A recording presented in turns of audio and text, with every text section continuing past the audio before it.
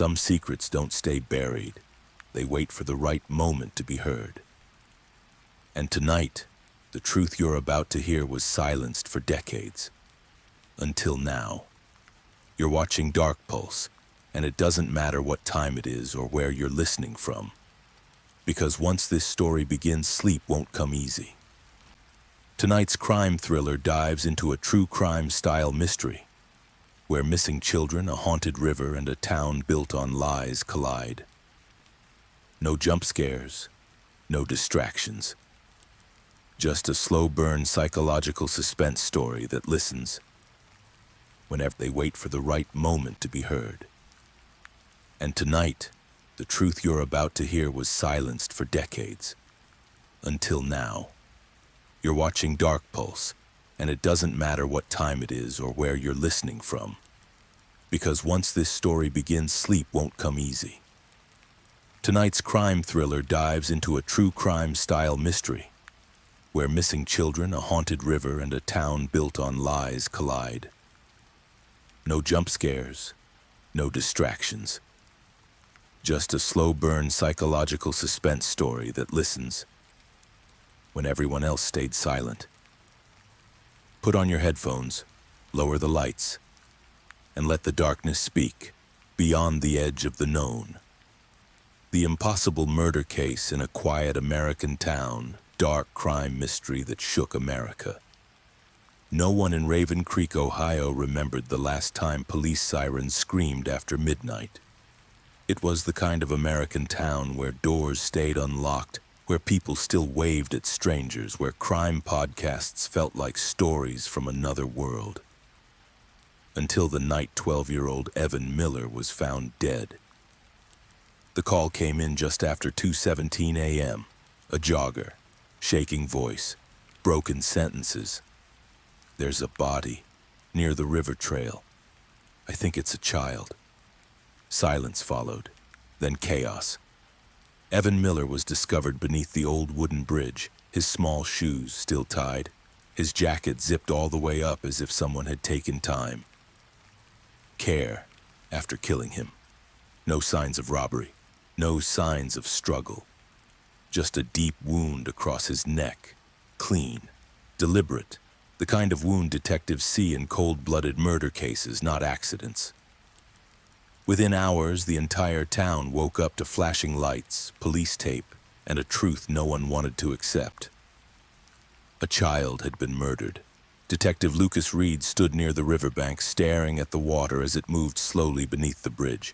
He had worked homicide for 17 years, domestic violence, gang retaliation, drug-related killings. But this felt wrong in a way he couldn't explain. Any witnesses? He asked quietly. Officer Daniels shook his head. No screams reported, no cameras near the trail. Lucas exhaled slowly. A killer who didn't rush, a killer who chose silence. By sunrise, the town demanded answers, and by noon, the police had a suspect, Daniel Mercer, 34 years old, middle school history teacher, Little League volunteer coach, known by everyone, known as Safe. Security footage from a gas station 2 blocks away showed Daniel's car passing the river trail at 1:42 a.m. A witness claimed they saw a man matching his description walking toward the bridge. And then came the final blow. DNA blood found on Evan's jacket matched Daniel Mercer's genetic profile. The evidence didn't whisper, it screamed. By evening, Daniel Mercer was in handcuffs. By night, his face was everywhere. Local teacher arrested in child murder, community in shock, monster hiding in plain sight. But Daniel Mercer kept repeating the same sentence, over and over and over again. I wasn't there. In the interrogation room, the lights were too bright. Daniel's hands shook as he pressed them flat against the metal table. I was in Columbus, he said, voice cracking. My sister can prove it. I stayed the night. I never came back. Detective Reed leaned forward. Your car did, Daniel swallowed. My car was in the driveway when I left, I swear to God. They checked. His sister confirmed it. Phone records placed Daniel in Columbus at 1:38 a.m. Hotel camera footage showed him entering the lobby at 1:51 a.m. The murder happened at 1:48 a.m., 7 minutes. Impossible. Lucas Reed stared at the timeline until his head throbbed. If Daniel was innocent, then how did his blood get on the child? By morning, the case that should have been open and shut collapsed into something darker. The evidence didn't contradict itself gently. It shattered reality. The medical examiner reported something else, something no one could explain. Evan's wound showed 2 different pressure patterns, as if 2 hands had held the knife, as if one blade had been used by 2 people at the same time. That's not possible, Lucas muttered. The examiner met his eyes. Neither is this case. Then the town started talking. Whispers first, quiet ones. She's back. The phrase appeared on social media before anyone could trace it. A single post, anonymous. She's back, and another child is gone. Lucas dismissed it as sick attention-seeking, until an older officer pulled him aside. "You ever hear about the river woman?" the officer asked. Lucas frowned. "No." The officer lowered his voice. "Years ago, when kids used to say a woman in black would stand near the bridge. People claimed she appeared before tragedies." Lucas scoffed. "Urban legends don't kill children." The officer didn't smile. "No, but fear does." By the 3rd day, something else happened. A janitor from the police station reported seeing a woman standing outside the building at night, tall, dressed in black, watching. Security cameras showed nothing. That same night, Daniel Mercer attempted suicide in his cell. He survived, barely. When Lucas visited him in the hospital, Daniel looked hollow. "I know you think I did it," Daniel whispered, "but I swear, that something followed me that night." Lucas leaned closer. "Followed you how?" Daniel's eyes filled with tears. "Like it was wearing my face." Lucas left the room with his chest tight. This wasn't confession. This was terror, and terror didn't leave fingerprints. By the end of the week, another child went missing. Different neighborhood, different time, same river trail. The town panicked. Parents locked doors, schools closed early, and once again, witnesses claimed they saw a woman in black standing near the water. No arrests, no evidence, only fear. Lucas Reed stood at the bridge late that night, alone. Wind brushed against the trees, the river whispered beneath him, and then he felt it. That sense that someone was standing just behind him, not moving, not breathing. He didn't turn around because something deep inside him already knew. This wasn't a normal crime. This wasn't a normal killer. This was something that understood grief, something that wore guilt like a second skin. And whatever it was, it had only just begun. The rain began without warning. It fell in thin, steady lines, tapping against the wooden bridge like fingers searching for a door that would not open. Detective Lucas Reed stayed where he was, letting the cold soak through his jacket. The river moved beneath him, dark and patient, as if it had seen worse things than what lay on its banks. He checked his watch. 2:06 a.m., almost the exact time Evan Miller had died. Lucas closed his eyes for a moment and listened. No traffic, no voices, just water and wind, and something else, a pressure in the air, the kind that made your spine tighten even when you told yourself nothing was there. He opened his eyes slowly. Nothing. Still, he stepped back from the edge. Back at the station, the atmosphere had shifted. The early confidence of an easy arrest had drained away, replaced by irritation, fear, and quiet arguments spoken behind closed doors. Evidence boards had been rearranged so many times they looked like abstract art. Red strings crossed and uncrossed, forming patterns that meant everything and nothing. Lucas stood in front of the board and stared at Daniel Mercer's photograph. A normal face, soft eyes, a smile taken at a school fundraiser. "This isn't him," Lucas said quietly. Captain Harris looked up from his desk. "The blood says it is." "The timeline doesn't." Harris rubbed his temples. "Timelines can be manipulated." "So can DNA," Lucas replied. "But not like this." The captain didn't answer. He didn't have to. They were all thinking the same thing. If Daniel Mercer didn't do it, then someone had committed a murder that violated basic cause and effect. Or something had. Lucas walked down the corridor toward the interview rooms. The fluorescent lights hummed overhead, one of them flickering just enough to be irritating. As he passed interview room B, he noticed the door was open. Inside, Detective Mara Ellison stood alone. She hadn't officially been assigned to the case yet. She was here on consultation, a word that meant the department didn't know what else to do. Mara had a reputation. She understood criminals who didn't understand themselves. Lucas stepped inside. "You're here late." She didn't turn around. "So are you." The table between them was empty. No files, no photos, just 2 cups of untouched coffee. "What do you think?" Lucas asked.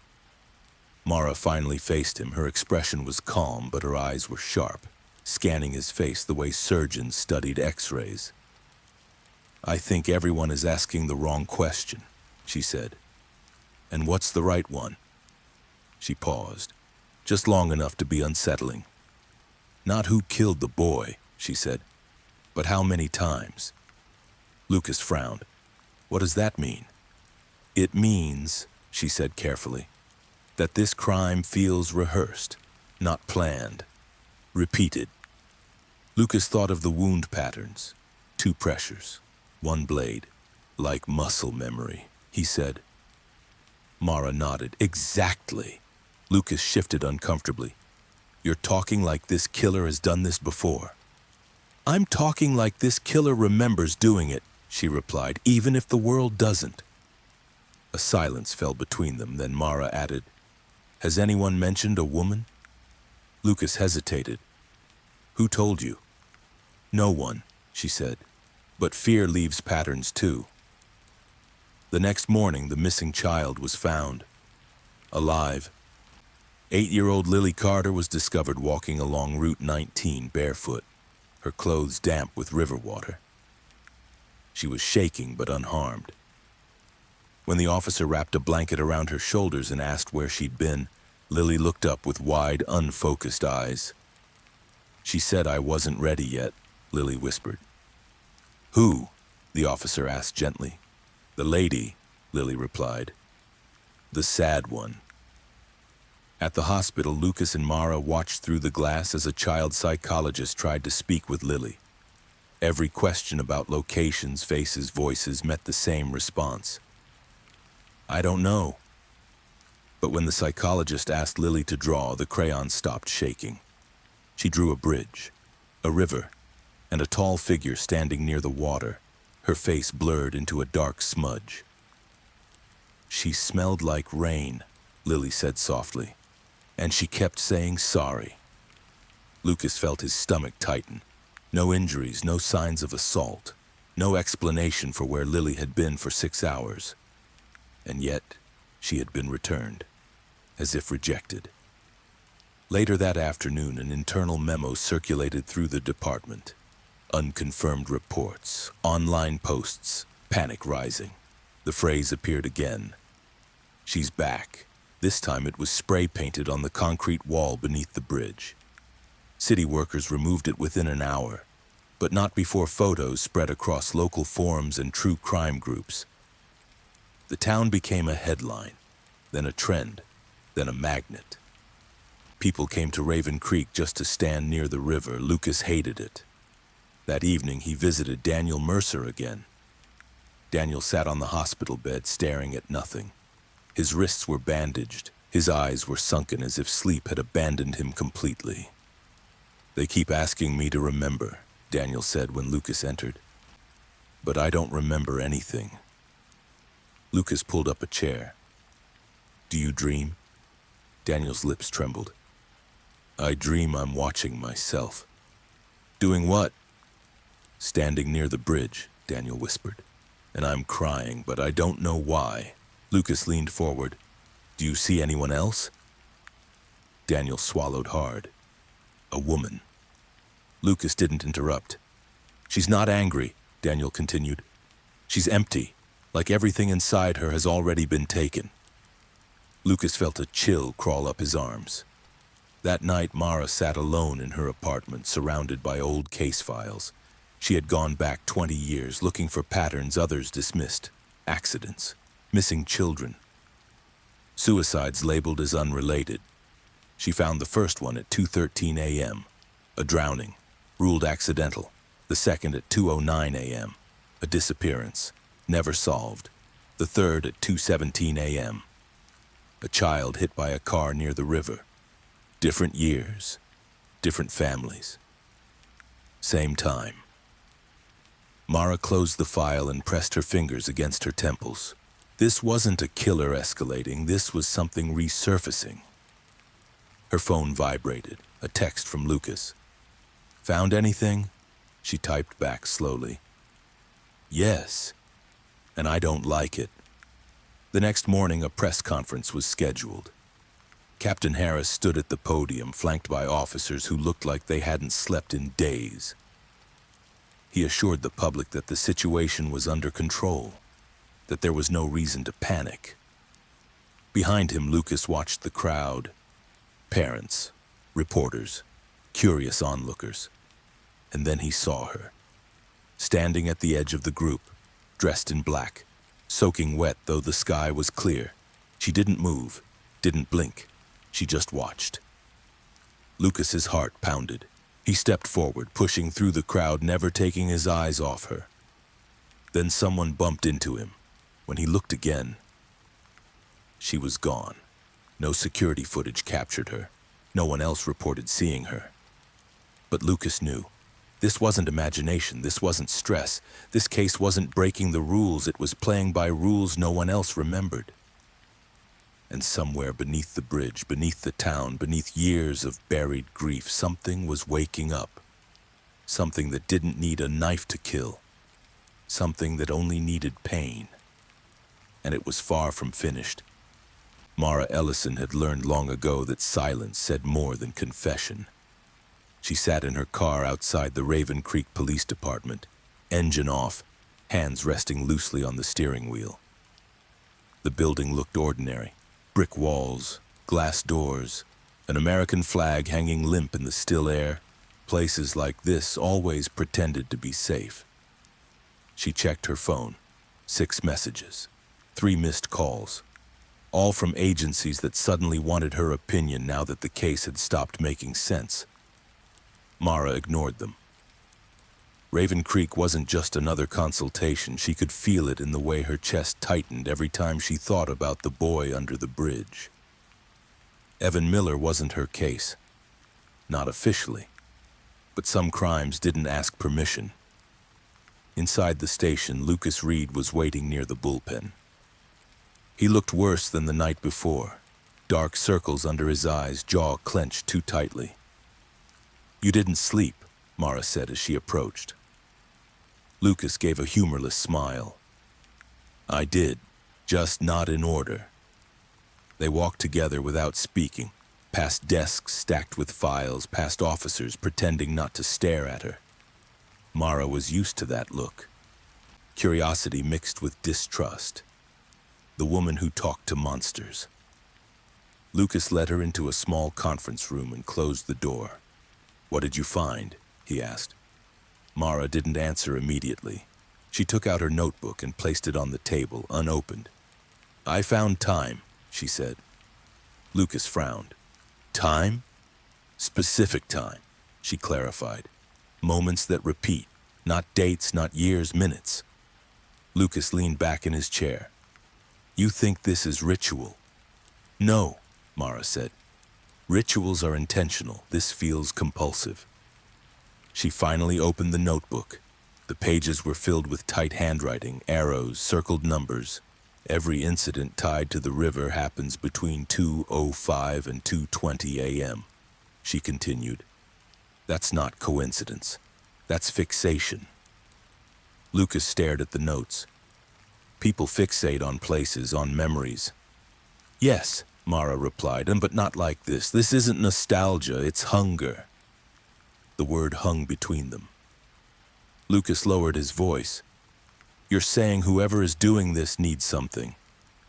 I'm saying, Mara corrected, that something is repeating a need through different people. Lucas's expression hardened. You're talking about possession. Mara met his gaze evenly. I'm talking about identity erosion. Before Lucas could respond, the door opened. Captain Harris stepped inside, his face already tense. Ellison, he said, glad you're here. I didn't realize I had a choice, Mara replied calmly. Harris ignored the comment. We're getting pressure, media, state level. They want answers. You don't have any, Mara said. Harris's jaw tightened. What we have is a suspect. Mara turned to Lucas. You still holding Daniel Mercer? Lucas nodded. Psych hold. Observation. Mara stood. I want to talk to him. Harris shook his head. He's unstable. That's usually when people are most honest, she said. In the hospital room, Daniel Mercer stared at the ceiling as if counting cracks only he could see. His breathing was shallow, controlled, like someone afraid that even air might betray him. When Mara entered, he flinched. I didn't do it, he said immediately. I know, Mara replied, pulling a chair closer. That's not why I'm here. Daniel blinked. Then why? Because something did, she said. And it used you. Daniel's eyes filled with tears. It wasn't me, it was like my shadow moved without me. Mara nodded slowly. Did you feel angry that night? Daniel hesitated. No, I felt empty. Did you feel loss? His throat worked. I always feel loss. Mara leaned forward. Tell me about the bridge. Daniel squeezed his eyes shut. I don't remember being there, but I remember standing somewhere cold, wet, and hearing a woman crying. What was she saying? Mara asked gently. Daniel's voice dropped to a whisper. She kept saying she was sorry, over and over. Mara glanced at Lucas, who stood silently near the door. What did you feel toward her? Mara asked.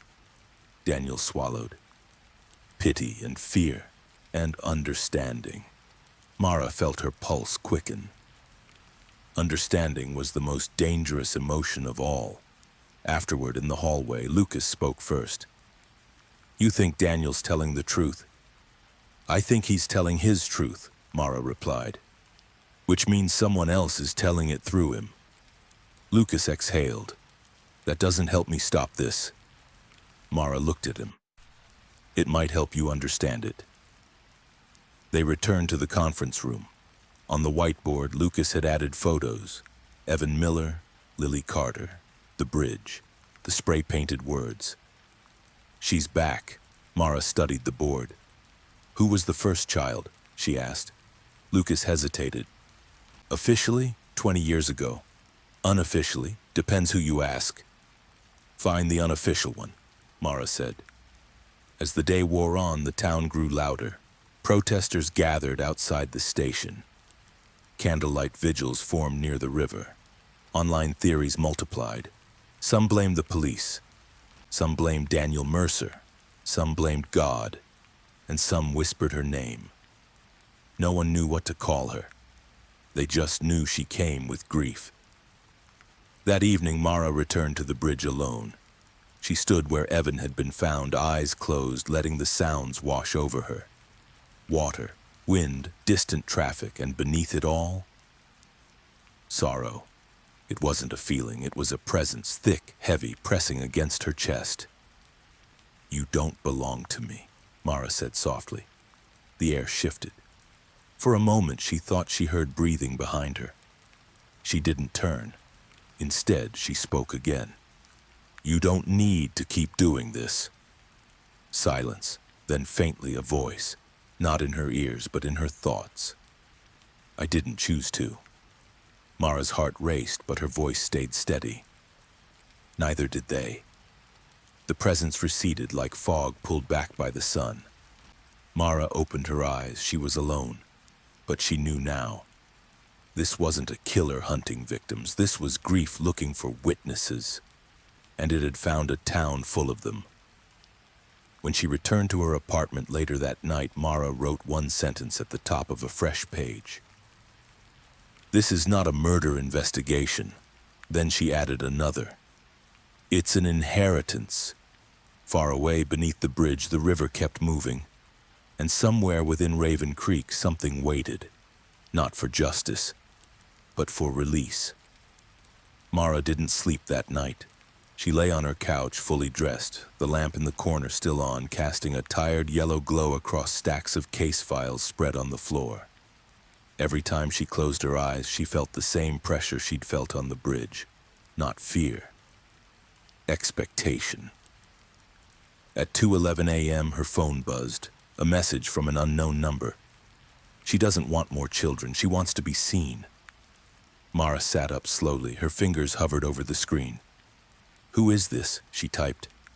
The typing bubble appeared, disappeared. Then another message came through. "Ask about the first mother." The phone went silent. Mara stared at the words until they blurred. First mother. Not first victim. Not first child. Mother. By morning, she was back at the station. Lucas was already there, standing in front of the evidence board with a paper cup of coffee he hadn't touched. He looked up when she entered. "You look like hell," he said. "Good," Mara replied. "It means I'm paying attention." She told him about the message. Lucas didn't interrupt. He didn't joke. He didn't dismiss it. When she finished, he rubbed his jaw slowly. "There was a case," he said. "Before my time, barely documented." "Show me." They went down to records. The basement smelled like dust and old paper. A clerk brought them a thin folder with a faded label. 1999. Miller's Creek incident. Lucas frowned. Miller again. Inside the folder were 3 reports: a drowning, a missing child, a suicide, all within 6 months. The child's name was Noah Bennett, age 6, body never recovered. Mother, Eleanor Bennett, status deceased, cause of death, suicide by river. Mara's chest tightened. "How did she die?" she asked. Lucas scanned the report. "She jumped from the bridge, middle of the night." "What time?" Lucas checked. 2:14 a.m. Mara closed her eyes. "There it is," she whispered. They drove to the cemetery in silence. Eleanor Bennett's grave was simple. No flowers, no visitors. Just a name carved into stone, already worn by time. Mara crouched down and brushed leaves away from the base. "She lost her child," Mara said quietly, "and no one believed her when she said he was taken." Lucas stared at the grave. "People said she snapped." "They always do," Mara replied. On the drive back, Lucas asked the question he'd been avoiding. "You really think this thing is her?" Mara shook her head. "No, I think it's what was left behind when she broke." Lucas's grip tightened on the steering wheel. "That doesn't make me feel better." "It shouldn't," Mara said. Back at the station, news broke that the state was sending in a special task force. More suits, more cameras, more pressure. Captain Harris pulled Lucas aside. "They want results," he said sharply. "Real ones." Lucas nodded. "We're close." Harris lowered his voice. "Then don't lose control of the narrative." Across the room, Daniel Mercer was being wheeled past, escorted by 2 officers. His eyes met Lucas's for a moment. He mouthed something. Lucas leaned closer. "I remember," Daniel whispered. "It wasn't her face at first." Lucas froze. "Whose face?" he asked. Daniel's voice shook. "Mine." That night, another message appeared online. A long post, anonymous, written like a confession but signed by no one. I never wanted them to die. I wanted someone to notice the pain. I wanted the silence to stop. The post went viral within hours. True crime channels dissected it. Comment sections exploded. People argued about whether it was real or staged. Mara read it once, then again. "This isn't a killer talking," she said to Lucas. "This is grief explaining itself." Lucas exhaled slowly. "Grief doesn't kidnap children." "No," Mara said. "But it can borrow people who are already empty."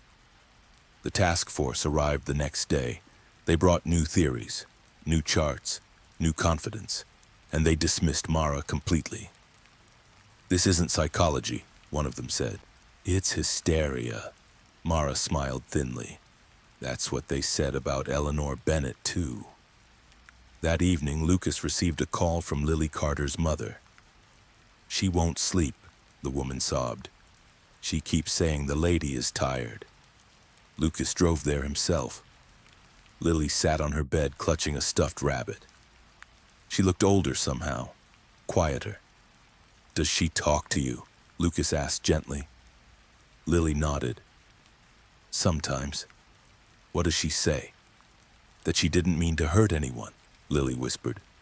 "She just didn't know how to stop hurting." Lucas felt something twist inside his chest. "Did she say anything else?" Lily looked up at him. "She asked me to tell you to listen." "To what?" Lucas asked. Lily pointed to her heart. Mara stood alone on the bridge again later that night. She didn't speak this time. She waited. At 2:13 a.m., the air grew heavy, and for the first time she saw her clearly. Not a monster, not a ghost, a woman, soaked, hollow-eyed, wrapped in black that clung like memory. "You don't have much time," the woman said, her voice like water over stone. Mara swallowed. "I know." "She's coming closer," the woman continued. "Every time they deny me, I need more voices." "Children?" Mara asked. The woman's face contorted. "Never wanted that." "Then stop," Mara said softly. The woman shook her head. "I can't. I'm not whole." Mara took a step forward. "Then let us finish it." The woman looked at her, something like hope flickering briefly. "You can't," she whispered, "because you're already part of it." The presence faded. Mara stood alone again, shaking. She understood now. This wasn't possession, it was transmission. Pain moving through people, wearing their shapes, repeating until someone finally listened. Behind her, the river kept flowing. Ahead of her, the truth waited, and it was going to cost more than answers. It was going to demand sacrifice. The town of Raven Creek had stopped pretending this was normal.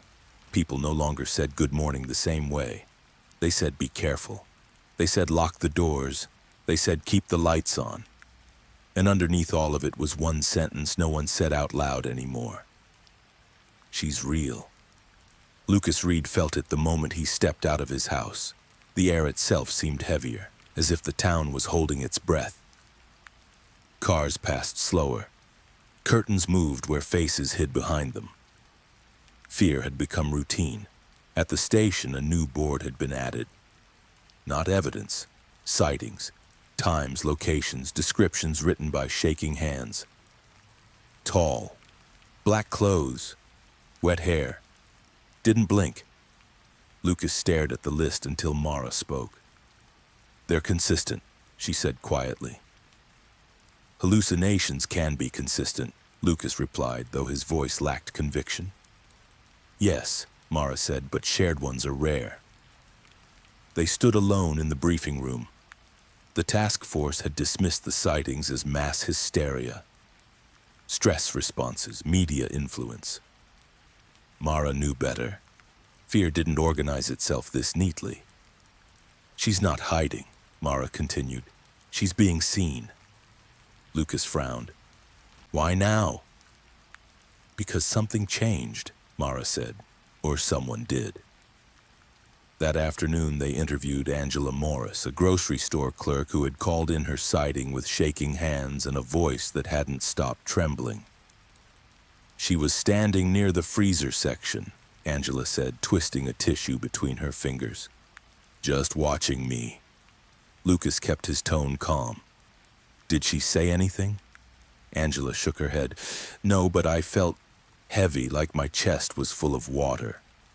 Mara leaned forward slightly. What time was this? Angela swallowed. 2:12 a.m. I was closing late. Mara wrote it down. Lucas asked, did you recognize her? Angela hesitated. No, but she felt familiar, like someone I should know. That word again. Familiar.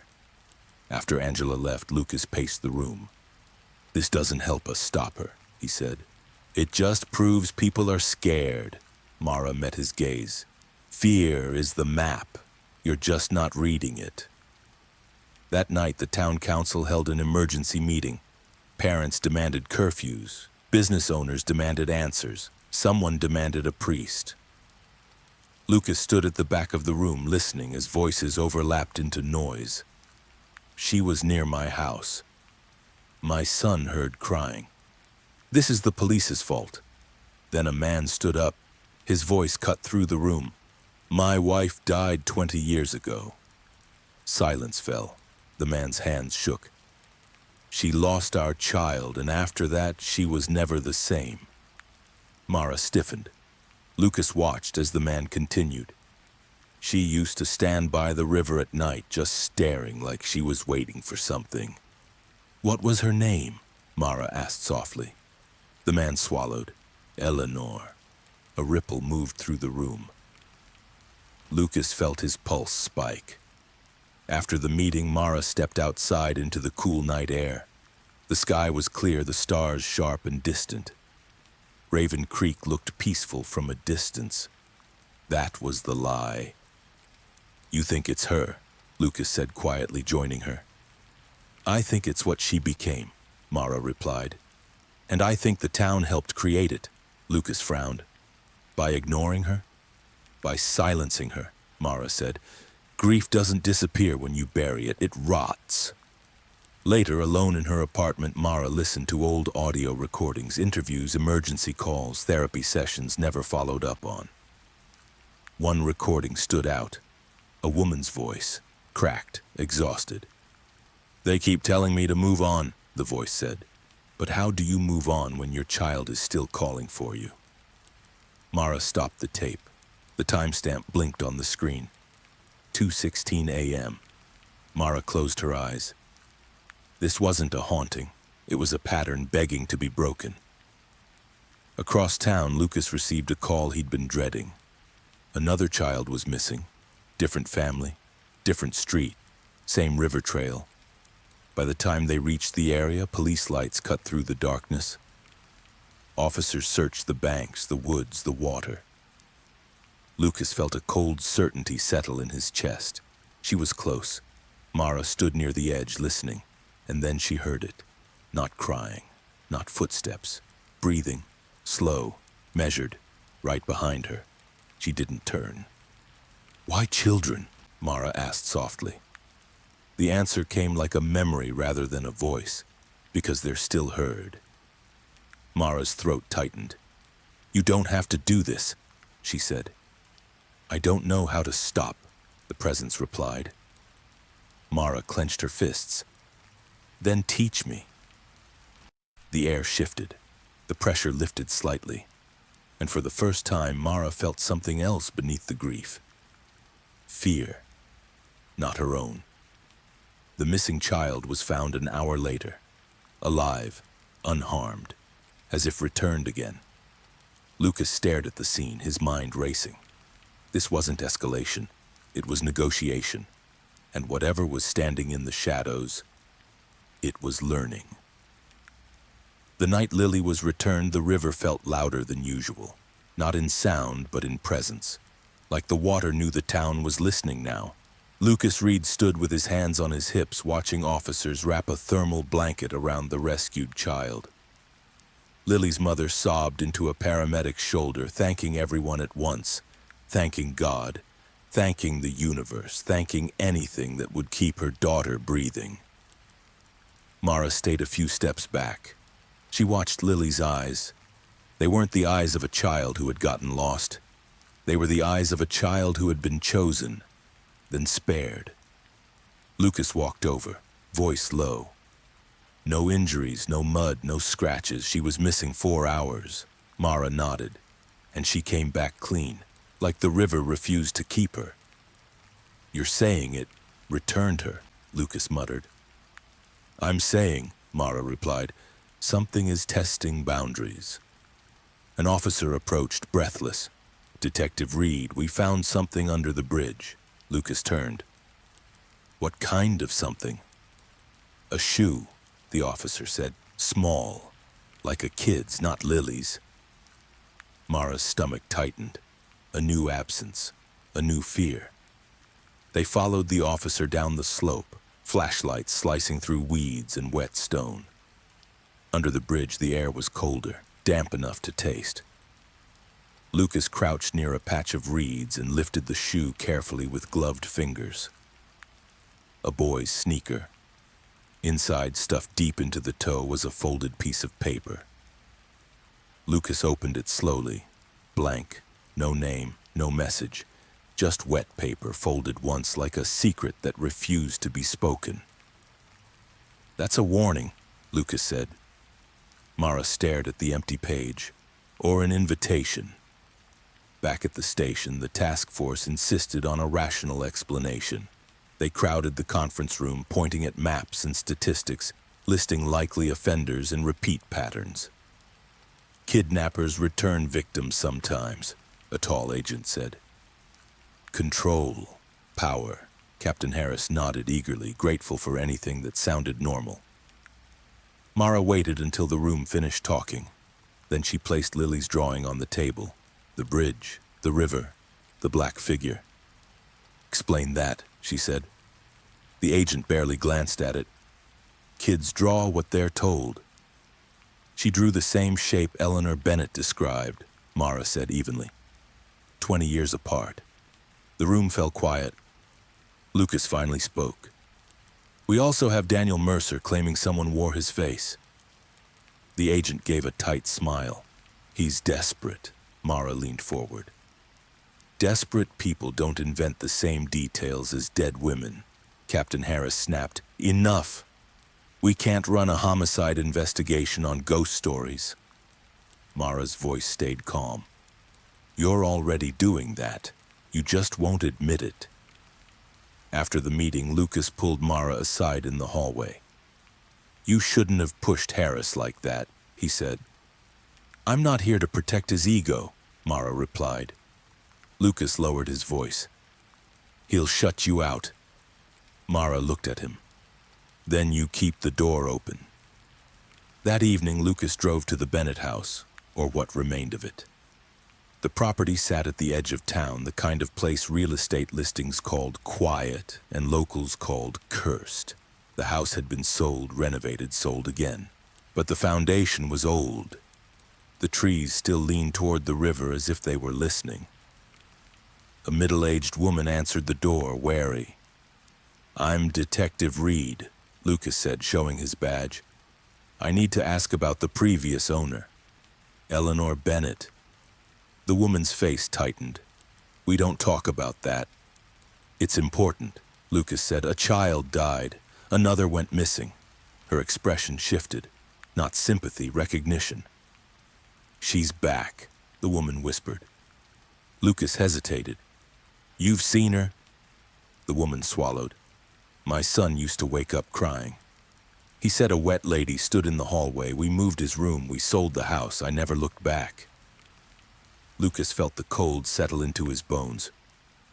"Did you ever find anything left behind?" The woman nodded slowly, then stepped aside. "Come in." Inside, the house smelled like lemon cleaner and something older beneath it. The woman led Lucas to a small closet under the stairs. She opened it and pointed. A shallow scratch in the wood, like a mark made by fingernails. And beside it, carved into the wall, faint but clear, were 2 words. "Not my son." Lucas stared, a mother's denial preserved like a scar. He photographed it, thanked the woman, and left. Outside, dusk had turned the sky the color of bruised steel. Lucas sat in his car for a long moment, breathing slowly. His phone buzzed. Mara. "Where are you?" she asked. "At the Bennett place," Lucas said. "There's something carved into the wall."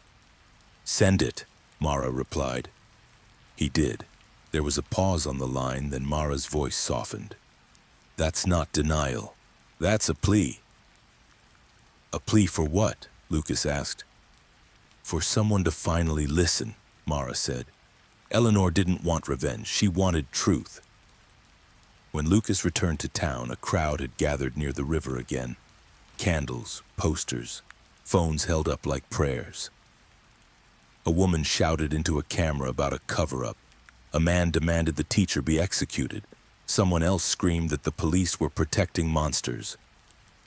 Lucas pushed through, irritation rising until he saw the new graffiti sprayed on the bridge support. "This isn't over."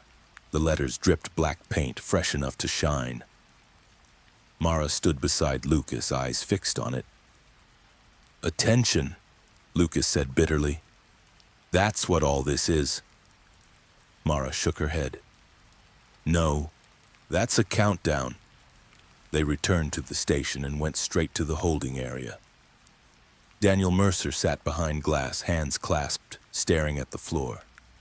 He looked up when Lucas entered, and his lips parted as if he'd been waiting. "I saw her again," Daniel whispered. Lucas's voice tightened. "Where?" "In my sleep," Daniel said, a faint tremor in his words. "She was standing over me like she was trying to remember my name."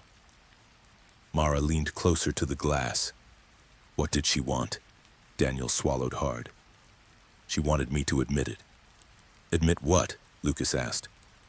Daniel's eyes filled. "That I wasn't strong enough to stop her." Lucas felt his jaw clench. "You're talking like she's a force." Daniel nodded slowly.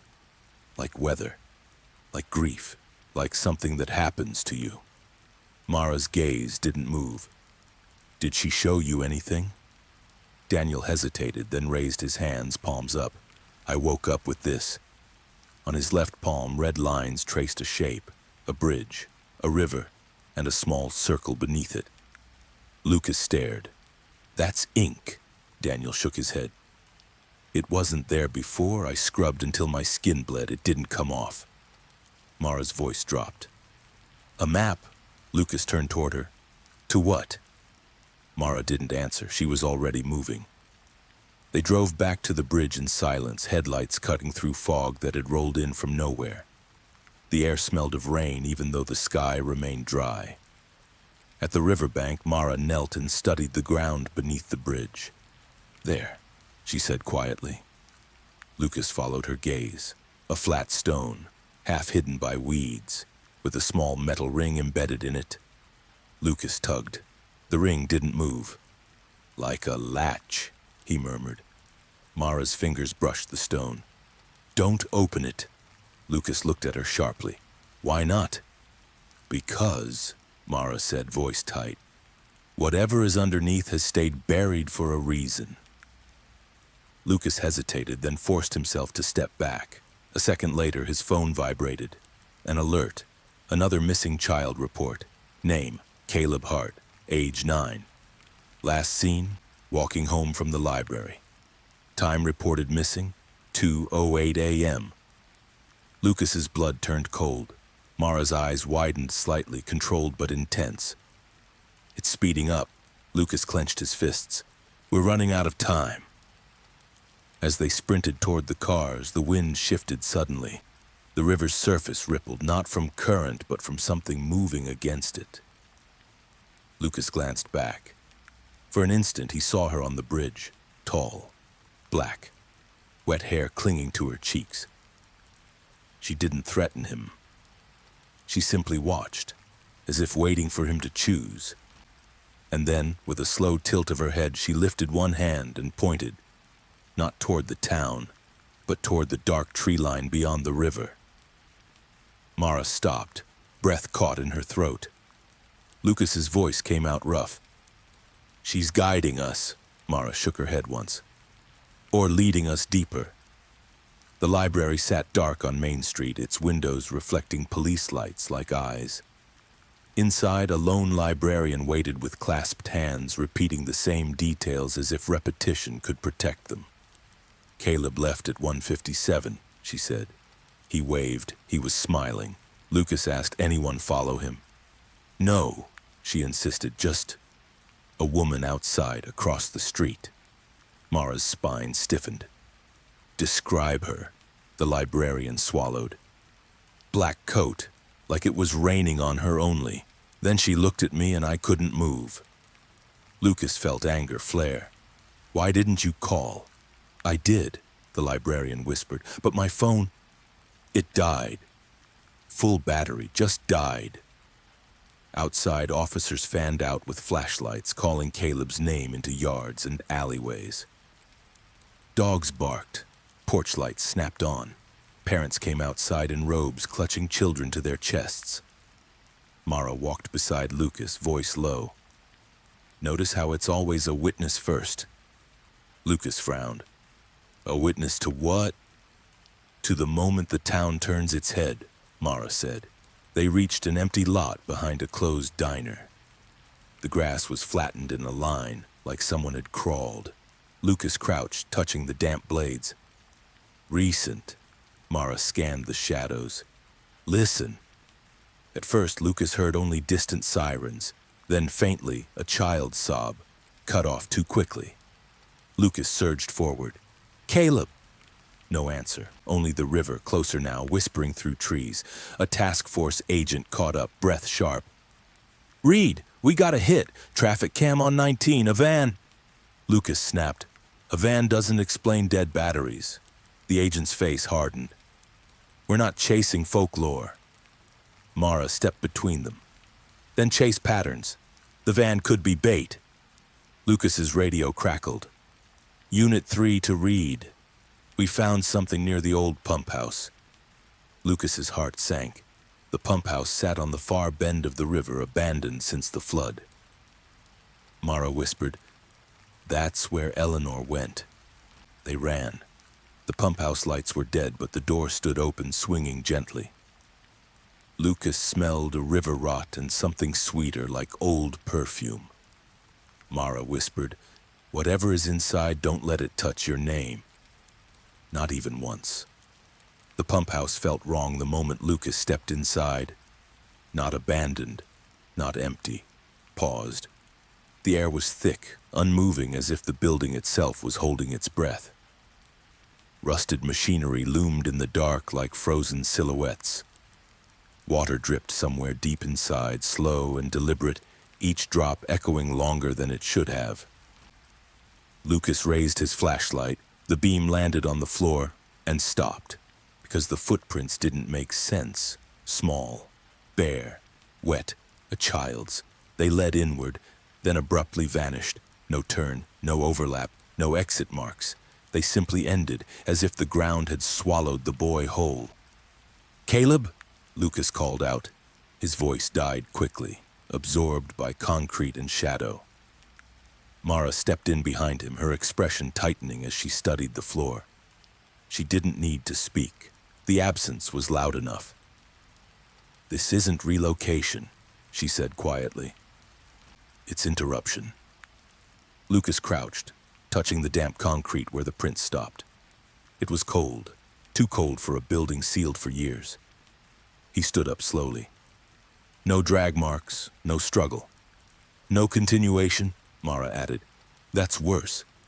A task force agent moved past them, impatience written across his face.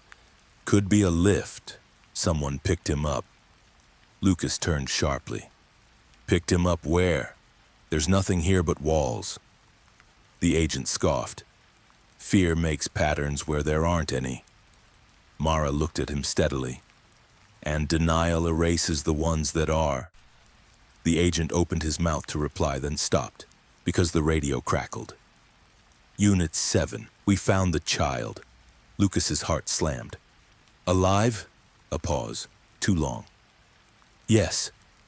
Relief hit hard and fast, followed immediately by dread. "Where?" Lucas asked. "Inside." Lucas froze. "Inside where?" Another pause. "The pump house." Mara's breath caught. That's not possible. But it was. They followed the voice to the far corner of the building, where an old maintenance room sat behind a rusted door. The lock was intact. No signs of forced entry. Inside, Caleb Hart sat cross-legged on the floor. Dry, unharmed, calm. He looked up when they entered. "Oh," he said softly, "you're late." Lucas knelt in front of him, heart pounding. "Caleb, how did you get in here?" Caleb tilted his head. "She brought me." Mara swallowed. "Who did?" "The lady," Caleb replied. "The sad one." Lucas forced his voice to stay steady. "Did she hurt you?" Caleb shook his head. "No, she just talked." "What did she say?" Mara asked gently. Caleb considered this. "She asked me if I could hear her." Lucas's jaw tightened. "And could you?" Caleb nodded. "Everyone can. They just don't listen." The words settled like lead. They escorted Caleb outside. Paramedics checked him, confused by the lack of exposure symptoms. No hypothermia, no dehydration, no trauma, as if he had never been missing at all, except for one thing. When a nurse wiped Caleb's hands with antiseptic, red lines appeared briefly on his palms. A bridge, a river, and beneath it, a shape, the same shape Daniel Mercer had shown them. Lucas stared. "That's impossible." Mara felt her pulse spike. "It's spreading." Back at the station, the evidence room became a war zone of arguments. The task force demanded arrests. The locals demanded resignations, the media demanded answers, and the evidence refused to behave. Every recovered child shared the same markers. Missing during the same time window. Returned unharmed, memories fragmented but consistent, and marks that vanished within hours. No fingerprints, no fibers, no vehicle records that held up. Every rule of criminal investigation bent, then snapped. Captain Harris slammed his hand on the table. "We cannot prosecute a feeling." Mara met his eyes. "Then stop treating this like a crime." Harris laughed bitterly. "What else would you call dead children and missing kids?" "A message," Mara said. Lucas turned toward her. "A message from who?" Mara hesitated. "From something that used to be human." That night, Lucas couldn't shake the image of Caleb sitting calmly in the locked room. "You're late." The words replayed in his mind as he drove home. When he opened his front door, the lights were on. He hadn't left them on. "Hello?" he called. No answer, but the house smelled faintly of river water. Lucas's chest tightened. He moved slowly, room to room. Nothing disturbed, nothing broken, until he reached the bathroom. The mirror was fogged as if someone had just taken a hot shower. And written into the condensation were 3 words. "Listen before it's too late." Lucas wiped the mirror clean with a shaking hand. The words vanished instantly, but the message remained. Across town, Mara sat awake at her desk, studying timelines again. She overlaid the dates, the times, the victims, and something new emerged. The intervals were shortening. This wasn't random, this wasn't endless. This was approaching an end point. Her phone buzzed. A message from Lucas. "She was in my house," Mara typed back immediately. "Then she trusts you." Lucas's reply came seconds later. "I don't want her trust." Mara stared at the screen. Neither did Eleanor. Outside, the river surged harder against its banks, swollen by unseen rain upstream. And beneath its surface, something shifted, not rising, not retreating, preparing. That word echoed in Mara's mind long after Lucas's last message.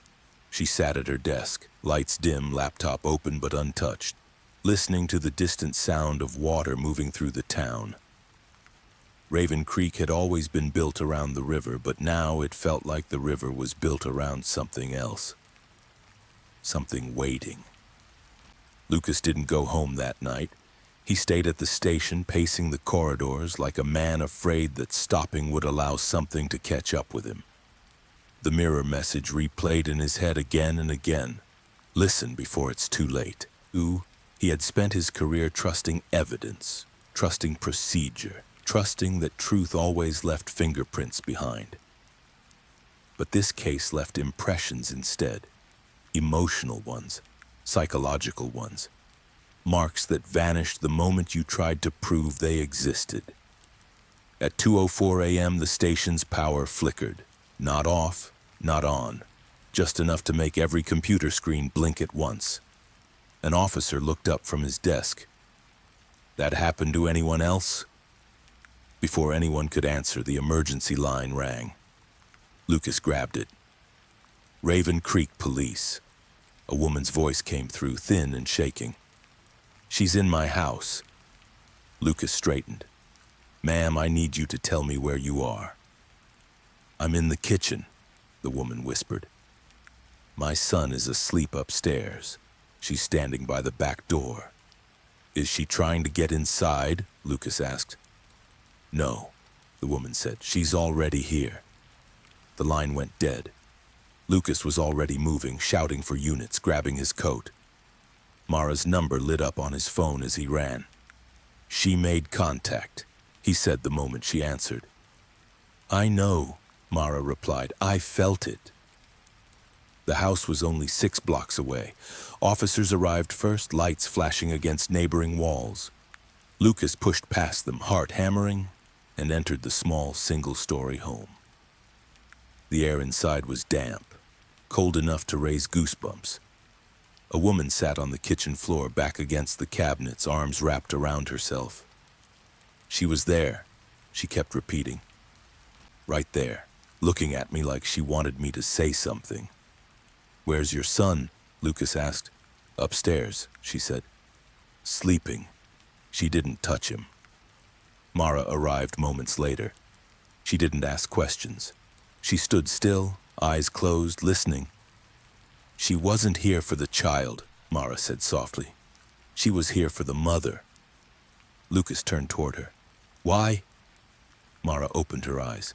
Because mothers remember. The woman looked up sharply. I lost my first baby, she whispered. Before my son was born, I never told anyone. Mara met her gaze. She heard you anyway. The officers exchanged uneasy looks. This wasn't in any training manual. Back at the station, the task force tried to regain control. Reports were filed, statements were taken, everything was documented, categorized, sanitized. But the edges of the case kept bleeding through the paperwork. Lucas pinned a new photo to the board. The woman's kitchen. A faint water stain on the floor where no water had been spilled. Mara added another layer to her timeline. Contacts were increasing, not kidnappings, not deaths, appearances, moments of proximity. She's widening, Mara said. Not escalating, Lucas frowned. What's the difference? Escalation seeks impact, Mara replied. Widening seeks acknowledgement. At 2:11 a.m., every police radio in the building crackled at once. No voice, no signal, just static. Then through the noise, a sound like breathing, slow, rhythmic, intentional. Several officers tore their earpieces away. One dropped his radio entirely, face pale. Lucas felt his stomach drop. She's learning how to speak through systems now. Mara shook her head. She's always known how. We just stopped listening. Across town, the river surged again, fed by rainfall miles upstream. The water level rose, creeping closer to the banks, swallowing old stones and debris. Beneath the bridge, the flat stone with the metal ring trembled faintly, responding to pressure above and below. At 2:13 a.m., Daniel Mercer screamed. The sound echoed down the hospital corridor, sharp and panicked. Nurses rushed into his room calling for assistance, but froze in the doorway. Daniel sat upright in bed, eyes wide, staring at the far wall. "She's here," he gasped. "She's remembering." A nurse whispered, "There's no one here." Daniel shook his head violently. "She's not here. She's everywhere." Security footage later showed something strange. At exactly 2:13, the lights in Daniel's room dimmed for half a second.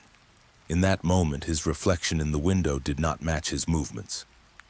When Lucas and Mara arrived, Daniel had gone quiet again, staring at his hands. "What did she show you?" Mara asked gently. Daniel's voice was hollow. "The first night." Lucas leaned in. "What first night?" "The night Noah disappeared," Daniel said. "She stood on the bridge and screamed, but no one heard her. So she screamed inward instead." Mara's chest tightened. "And no one answered." Daniel shook his head. "Someone did, eventually, but it was too late." Outside, the rain finally came. Not heavy, not dramatic. Just enough to soak everything slowly. Mara stood under the station awning, watching it fall, feeling the familiar pressure build again. She realized then that the presence no longer felt angry. It felt focused. "She's close to finishing," Mara said quietly when Lucas joined her. "Finishing what?" Lucas asked. "A sentence," Mara replied. "One she's been trying to say for 20 years. Lucas looked out at the rain-soaked street. "And what happens when she finishes it?" Mara didn't answer right away. "I don't know," she said finally. "But I don't think it ends with her." The next morning, the town woke to flooding near the riverbanks. Sandbags were stacked, streets were closed. Reporters framed it as a weather event, a coincidence layered on top of tragedy. Lucas knew better. At the pump house, water pooled around the foundation. The metal ring beneath the bridge vibrated faintly, responding to the current. The ground beneath it softened, like something breathing beneath the earth. Mara knelt beside it again, palm hovering just above the stone. "She's tied to this place," Lucas said. "To the river." "She's tied to the moment," Mara corrected. "This is just where it echoes." Lucas clenched his fists. "Then how do we stop it?" Mara stood slowly. "You don't stop grief by arresting it." "Then what?" Lucas demanded. "You finish what it started," Mara said. "You tell the truth no one wanted to hear." Lucas stared at her. "About Eleanor?" "About the town," Mara replied. "About how many people chose silence over pain." The water surged again, higher this time. Mara stepped back, heart racing. "She's not waiting anymore." Lucas's radio crackled. "Reed, we've got another report, not a missing child." Lucas swallowed. "Then what?" "A body," the voice said. "Adult female found near the river." Mara closed her eyes. "She's done asking," she whispered. "Now she's reminding." As they ran toward the river, Lucas felt a shift inside himself. Fear, yes, but also understanding. The case had never been about catching a killer. It had been about witnessing something unfinished. The body lay near the water's edge, untouched by debris. A woman in her 30s, face calm, eyes open, no wounds, no signs of struggle. In her hand was a photograph. Noah Bennett. Lucas's breath caught. Mara knelt beside the body, tears stinging her eyes. She's transferring the memory now. "To whom?" Lucas asked. Mara looked up at him. "To anyone who will finally carry it." The river roared louder, the rain intensifying as if the world itself leaned closer. Somewhere beneath the bridge, the stone shifted slightly. And for the first time since the case began, Lucas felt the certainty settle in his bones. This wasn't about stopping her. It was about surviving what came next. The photograph stayed in Lucas Reed's mind like a splinter he couldn't pull out. Noah Bennett, 6 years old, a smile caught in a school portrait bright enough to make every adult in Raven Creek feel guilty for breathing. The dead woman had no ID on her, no wallet, no phone. Her hands were clean, nails trimmed as if she'd dressed carefully for whatever waited at the river. The only thing she carried was that picture, pinched between her fingers like an offering. Mara Ellison stood over the body, rain dripping from her hair, and said nothing for a long time. Lucas finally asked, "Do we know who she is?" Mara's voice was soft. "Not yet. But she knew who Noah was." "Everybody knows now," Lucas said, bitterness creeping in. "The whole town knows." Mara shook her head. "This isn't publicity, this is placement." They moved the scene fast. Captain Harris didn't want cameras capturing another corpse by the river, especially not after the flooding closures. The task force insisted the case was spiraling into mass hysteria, and Harris wanted something he could call control. In the briefing room, Lucas stared at the new evidence board. The unidentified woman, the Noah photograph, the metal ring under the bridge, the van report that didn't fit anything else, the vanishing palm marks, the repeating time window. Nothing added up, yet every piece pointed toward the same question. What was buried under the bridge? Mara sat beside him, flipping through old reports, her finger tracing the same names again and again. Eleanor Bennett, Noah Bennett, the town council, an old police chief, a river rescue unit that had been disbanded. Lucas watched her expression change, subtle but unmistakable. "You found something," he said. Mara slid a brittle photocopy toward him. Eleanor filed a complaint 2 days before Noah disappeared. Lucas scanned it. A handwritten statement, shaky letters, a desperate mother insisting someone had been watching her child near the river trail. At the bottom was the response. Case dismissed as unfounded, referred to mental health services. Lucas's jaw tightened. They labeled her unstable. They labeled her inconvenient, Mara replied. Captain Harris walked in mid-sentence, face tight. "We're getting directives from the state. They want a suspect we can name. They want an arrest that looks real." Lucas stood. "This is real," Harris snapped. "Then prove it with something that holds up in court." Mara's eyes lifted. "There's one person who might." Harris frowned. "Who?" Mara didn't look away. "Hannigan." The room went quiet. Lucas felt a cold unease. "That's a bad idea," Harris scoffed. "We're not bringing in some psycho for entertainment." Mara spoke calmly. "He's not entertainment. He's a mirror." Lucas knew the name. Everyone in Ohio law enforcement knew it. Dr. Caleb Hannigan, former forensic psychiatrist. Convicted years ago after a string of killings that had looked like medical accidents. The kind of man who could talk you into trusting him while he measured where to cut. He'd been held at Blackwood Correctional Facility 2 hours south, under extreme supervision. People called him brilliant, charming, and lethal in the same breath. Lucas took a slow breath. "Why would he help us?" Mara's tone didn't change. "Because he's curious, and because he hates being bored." Harris rubbed his temples. "No, I'm not letting you two dance with a celebrity killer." Mara leaned forward. "Then keep chasing vans and waiting for the river to hand you another body." Silence. Harris looked at Lucas, searching for support. Lucas didn't offer it. He hated the idea, but he hated the alternative more. After a long moment, Harris exhaled. "One interview. Controlled, recorded. If he plays games, we walk." Mara nodded. "He will play games." The drive to Blackwood was gray and quiet. Lucas kept his eyes on the road, knuckles white against the steering wheel. Mara watched the passing fields, expression unreadable. "You've met him before," Lucas said. Mara didn't deny it.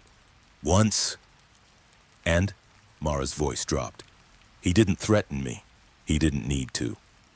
He just described me like I was a file he'd already read." Lucas felt a chill.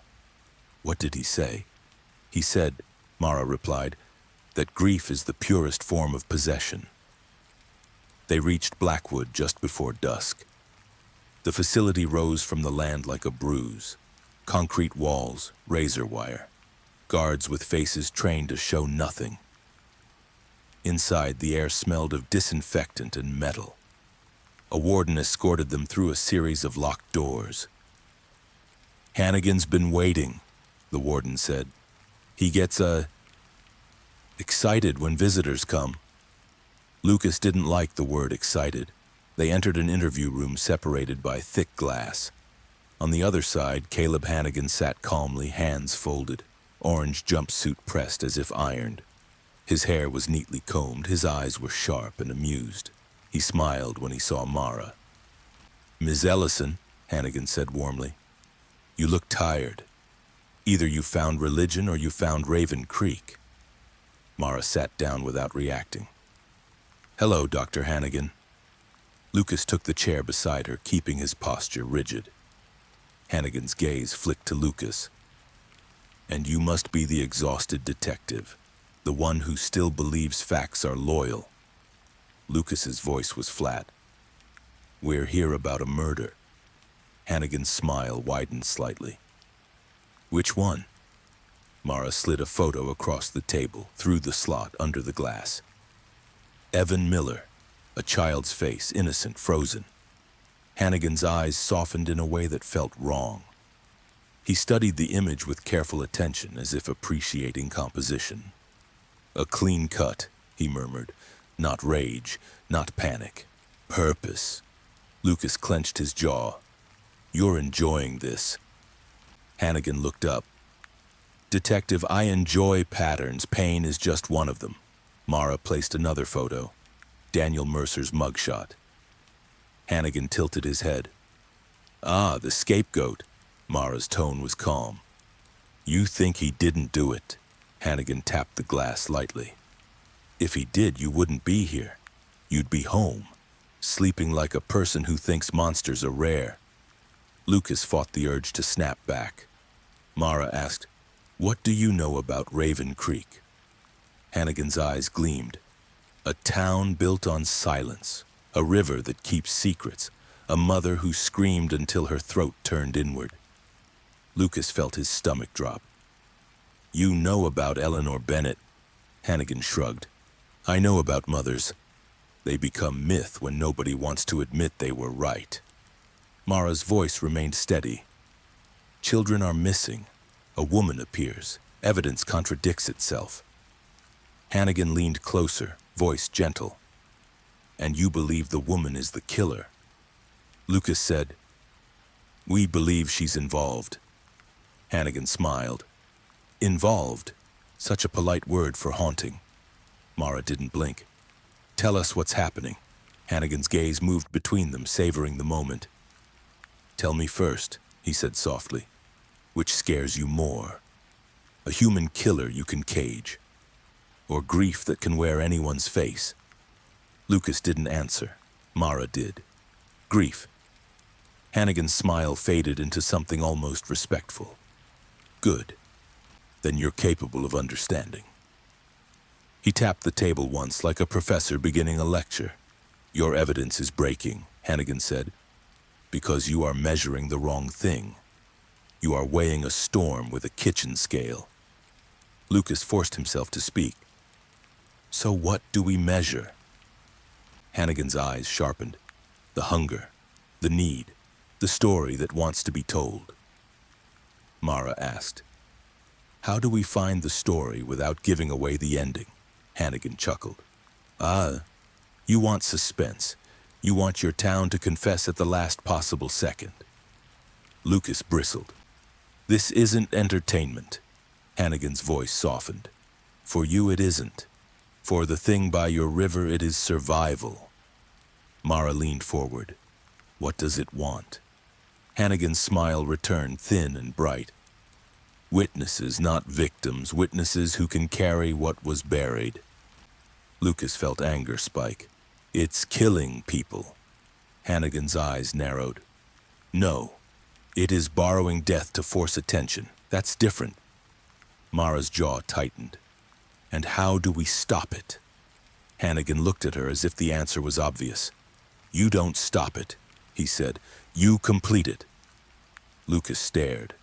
"Complete what?" Hannigan's voice lowered to a near whisper. "The first lie." Mara's fingers curled slightly. "What first lie?" Hannigan leaned back, satisfied. "Now we're getting somewhere." Lucas's radio buzzed faintly in his pocket. No call, no words, just static like breathing. He glanced at Mara. She heard it too. Hannigan's eyes flicked to Lucas's pocket and he smiled. "She's listening," he said softly. "She likes me." Mara's voice was cold. "Why would she?" Hannigan's smile widened. "Because I don't deny her. I admire her." Lucas felt nausea rise. "You admire dead children?" Hannigan's gaze stayed calm. "I admire devotion, even when it turns ugly." Mara stood slowly, chair scraping. "This interview is over." Hannigan's voice followed her, almost tender. "Detective Reed," he said, "when you return to your bridge, don't open the ring. Not yet. Let her show you who closed it." Lucas turned back. "Who closed it?" Hannigan's eyes glittered. "The town, and the ones who thought a mother's grief was inconvenient." Mara didn't speak again until they were back in the car. Lucas drove in silence for 10 minutes, the road dark, the wipers moving steadily. Finally he asked, "Do you think he's right?" Mara stared out at the night.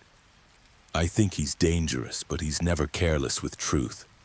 Lucas swallowed. "And what did he mean by the first lie?" Mara's voice was barely audible. "That Noah drowned." They crossed the county line as the clock on the dashboard turned 2:01 a.m. Mara's phone lit up once, a blank notification that vanished before she could tap it. Lucas felt pressure in his ears, as if altitude had changed without the road climbing. When Raven Creek's lights appeared, scattered, he slowed instinctively. The river was out of sight, yet he could smell it, wet earth and iron. At a stop sign near Main Street, the radio crackled to life on its own. Static, breathing, then a single syllable, distorted but unmistakable. "No." Lucas's hands tightened on the wheel. Mara's eyes fixed forward. "She doesn't want the ring opened," Mara whispered. "Or she doesn't want us to find what's under it," Lucas replied. Mara didn't answer. In the rearview mirror, for a second, a dark shape seemed to sit in the back seat. Then it was gone. The road back to Raven Creek felt longer than it had any right to be. Lucas kept his eyes fixed ahead, but his thoughts stayed in the interview room with Caleb Hannigan, replaying every word, every pause, every smile that had felt 1 second too calculated. The prison lights had faded behind them, yet the sense of being watched hadn't. Mara broke the silence first. "He wasn't guessing," Lucas nodded. "He never does." They drove another mile before Lucas spoke again. "You noticed how he never asked about evidence?" "Yes," Mara replied, "and because he already knows it won't behave." Lucas exhaled slowly. "He said the town closed the ring, that Noah didn't drown." Mara rested her head back against the seat. "That's the lie. The first one." The dashboard clock changed to 2:09 a.m. as they crossed the bridge into town. The river below moved faster than usual, swollen and restless, reflecting the streetlights in broken streaks. Lucas felt the pressure in his ears again, subtle but unmistakable, like descending in an elevator that never stopped. At the station, only a handful of officers were still on duty. The rest had been sent home under the excuse of rotating shifts, though Lucas suspected Captain Harris just wanted fewer witnesses. The building felt hollow, stripped of noise, as if it too was listening. They headed straight for the evidence room. Mara pulled on gloves and opened the sealed bag containing the photograph found with the unidentified woman's body. Noah Bennett's face stared back at them, unchanged by time or water. The edges of the photo were worn, softened by fingers that had held it too often. She carried this to the river, Lucas said, like proof. Like a reminder, Mara corrected. For herself, or for us. Lucas leaned against the counter. Hannigan said the truth was buried, not lost. Mara nodded, which means someone put it there. They pulled out Eleanor Bennett's file again, laying every document across the table. Police reports, witness statements, the dismissed complaint, the suicide ruling. Mara traced the timeline with her finger. Noah goes missing. Eleanor reports a watcher. She's ignored. 2 days later, the child is declared drowned without a body. Lucas frowned. They never recovered him. Exactly, Mara said. They needed closure more than accuracy. Lucas felt a knot tighten in his chest. So they closed the case to stop panic. And created something worse, Mara said quietly. The radio crackled suddenly, making both of them flinch. Unit 12 to read, a voice said. We've got activity at the bridge, civilians gathering again. Lucas grabbed his coat. Of course they are. When they arrived, the scene was already chaotic. Candles lined the railing. Phones glowed in raised hands. Someone had started live streaming, narrating fear as if it were entertainment. Lucas pushed through the crowd, badge visible, voice sharp. Everyone needs to clear the area. Most obeyed. A few lingered, eyes hungry for spectacle. Mara stepped closer to the railing, scanning the riverbank below. The water churned, dark and heavy. She's close, Mara said. Lucas swallowed. Close to what? Being understood, Mara replied. A woman in the crowd suddenly screamed. Everyone turned. She pointed toward the far side of the bridge, trembling. She's there. Lucas followed her gaze. Nothing. But the air shifted, thickening, pressing against his chest. He felt it again, that sensation of standing too close to something immense and unseen. Mara whispered, Don't deny her. Lucas clenched his jaw and spoke aloud. We know you're here. The crowd went silent. We're listening, he added, forcing the words past his fear. For a moment, nothing happened. Then a single candle went out, extinguished by no wind. Another followed, and another. The crowd backed away as the darkness deepened near the center of the bridge. Mara felt it then, unmistakable. A presence gathering, not violent, not frantic, but focused. She's choosing, Mara said. Choosing what? Lucas asked. Who carries it next? Lucas's heart pounded. That's not happening. Mara met his eyes. It already is. The pressure lifted suddenly, leaving behind a hollow quiet that rang in Lucas's ears. The candles flickered back to life as if nothing had happened. People whispered nervously, some laughing in relief, others crying. Lucas turned to Mara.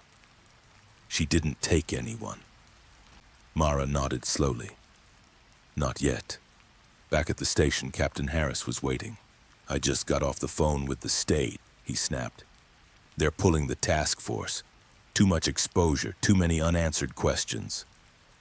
Lucas stared at him. So that's it? We stop? Harris avoided his eyes. We de-escalate. We let this die down. Mara's voice cut through the room. That's exactly what started this. Harris slammed his hand on the desk. Enough! I will not let this department be remembered for chasing ghosts. Lucas stepped forward. Then you'd better be prepared to explain the bodies. Harris's face went pale. Watch yourself, Reed. Mara placed a hand on Lucas's arm, subtle but firm.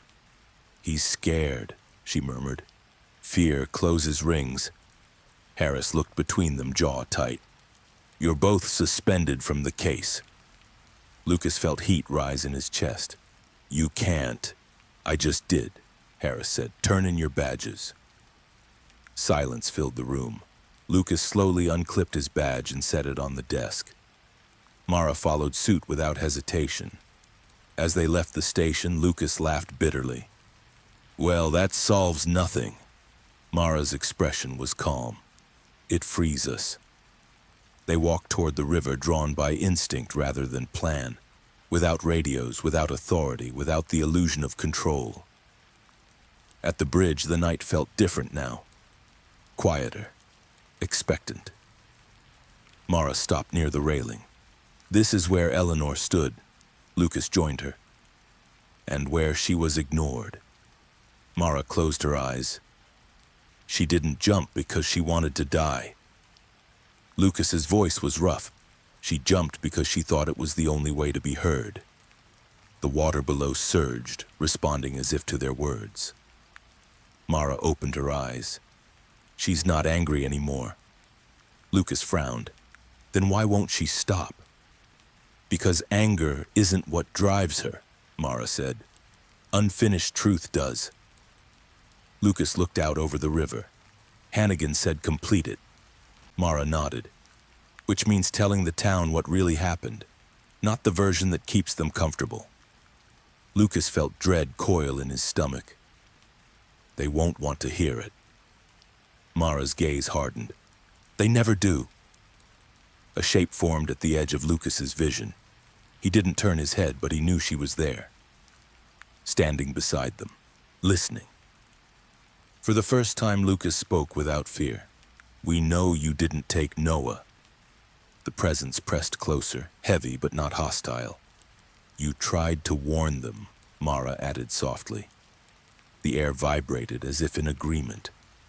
Lucas continued, voice steady. We're going to tell the truth. A long pause followed. Then the pressure eased, just a fraction. Mara exhaled. She accepts that. Lucas looked at her. Accepts what?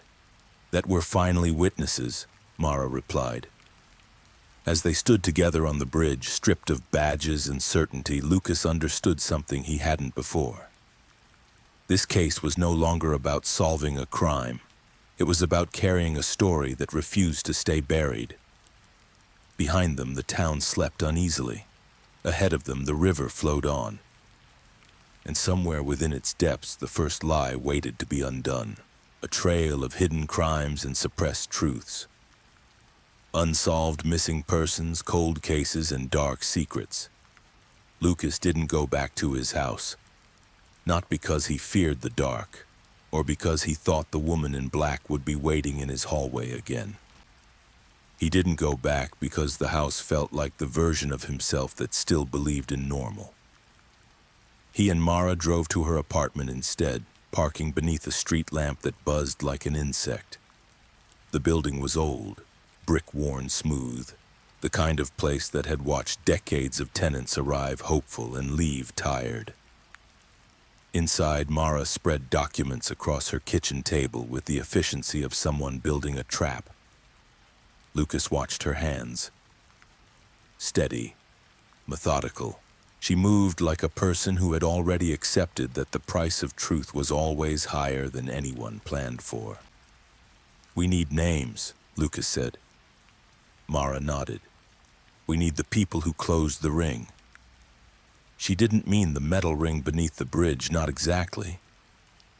She meant the human decisions that had sealed the truth away, the dismissal, the paperwork, the quiet agreements.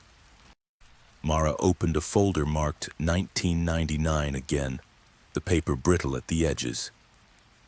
She tapped a line with her finger. Chief Raymond Sutter, she said. Lucas frowned. Retired, lives in Florida, I think. Not anymore, Mara replied. He moved back 2 years ago, quietly. Lucas felt irritation flare. Of course he did. Mara slid another page over. Deputy Medical Examiner Dr. Paul Jansen. Lucas's mouth tightened. The one who ruled Noah drowned. Mara nodded. Without a body. And the river rescue captain, Lucas added, remembering a name from an old newspaper clipping. Grant Holloway. Mara's eyes flicked up. Yes, the one who signed off on the search. Lucas leaned back, rubbing his face. 3 men. All still alive, all in town. Mara's voice was low. which means the lie wasn't a mistake, it was maintenance. Outside, thunder rolled in the distance. The forecast had called for light rain, nothing severe. Raven Creek no longer trusted forecasts. Lucas checked the time. 1:41 a.m. Mara followed his glance. "Don't let the clock control you," she said. "It already is," Lucas replied. "Everything happens in that window." Mara gathered the files into a neat stack. "Then we use the window." They drove first to Raymond Sutter's address, a modest ranch house on a quiet cul-de-sac. The lawn was trimmed too neatly. The porch light glowed like a warning. Lucas knocked. A long pause. Then the door opened a crack. An older man peered out, eyes suspicious. His hair was thin, his face lined, but Lucas recognized the stance of someone who had spent decades telling people what was true. "Who are you?" Sutter asked. Lucas spoke calmly.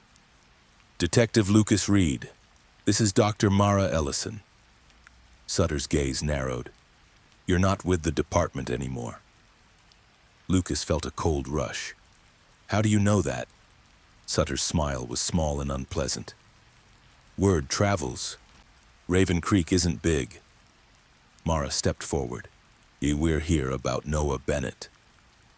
The name hit the air like a stone thrown into water. Sutter's eyes flickered. "I don't know what you want," he said. "You closed the case," Mara replied. "You ruled a drowning without a body. You dismissed Eleanor's complaint." Sutter's jaw tightened. "It was 20 years ago." Lucas's voice sharpened. "And it's happening again." Sutter's grip on the doorframe tightened. "I'm not talking to you." Mara's tone remained even. "You will? Because the thing you buried is awake." Sutter's face changed just for a second. Not confusion, recognition, fear. He tried to shut the door. Lucas caught it with his hand. "Chief, listen," Sutter hissed. "Don't say that word." Lucas froze. "What word?" Sutter's voice dropped to a whisper. "Listen, don't say it near the river. Don't say it near her." Mara's eyes sharpened. "So you have seen her." Sutter's breath trembled. "We all did. Once. And we paid to forget." Lucas stared. "What happened to Noah?" Sutter's eyes slid away. "Go home." Mara shook her head. "We don't have homes anymore." For a moment, Sutter looked almost old, almost tired. Then his expression hardened again. "I didn't take that boy," he said. "And I didn't kill Eleanor. I tried to stop panic." Lucas's voice was rough. "By lying." Sutter swallowed. "By surviving." He leaned closer through the cracked door, voice barely audible. "If you open what's under that bridge, you'll flood more than water." Mara held his gaze. "What is it?" Sutter's lips tightened. "A place, a promise, a mistake." Lucas felt anger rise. "That isn't an answer." Sutter's eyes filled with something like shame. "It's all I'm allowed to give." Mara stepped back. "Who is allowing you?" Sutter's face went pale. "You don't understand what you're asking."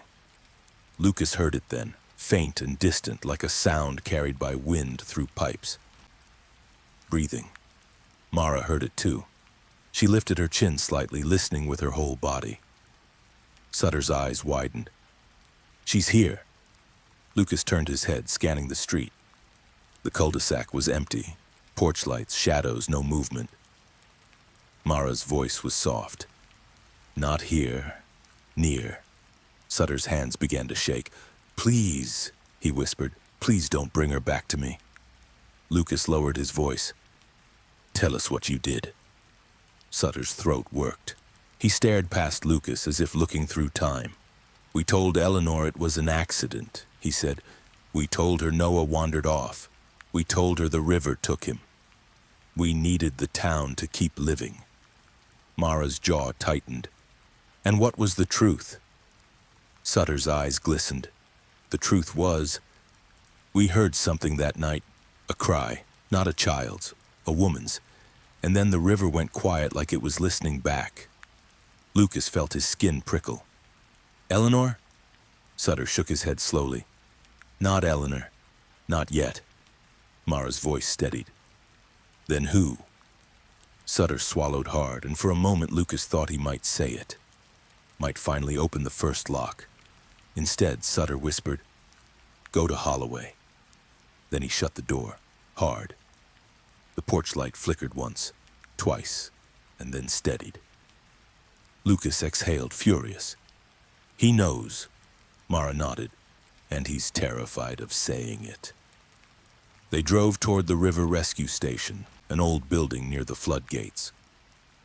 Grant Holloway lived in an attached house, according to property records. As they approached, Lucas noticed the yard was littered with sandbags, not for the flood, for protection. Mara knocked. This time the door opened immediately. Grant Holloway stood there, tall and broad-shouldered, gray at the temples. His eyes were bloodshot, like a man who hadn't slept in days. I knew you'd come, Holloway said. Lucas frowned. How? Holloway's gaze slid past them toward the darkness. Because she told me.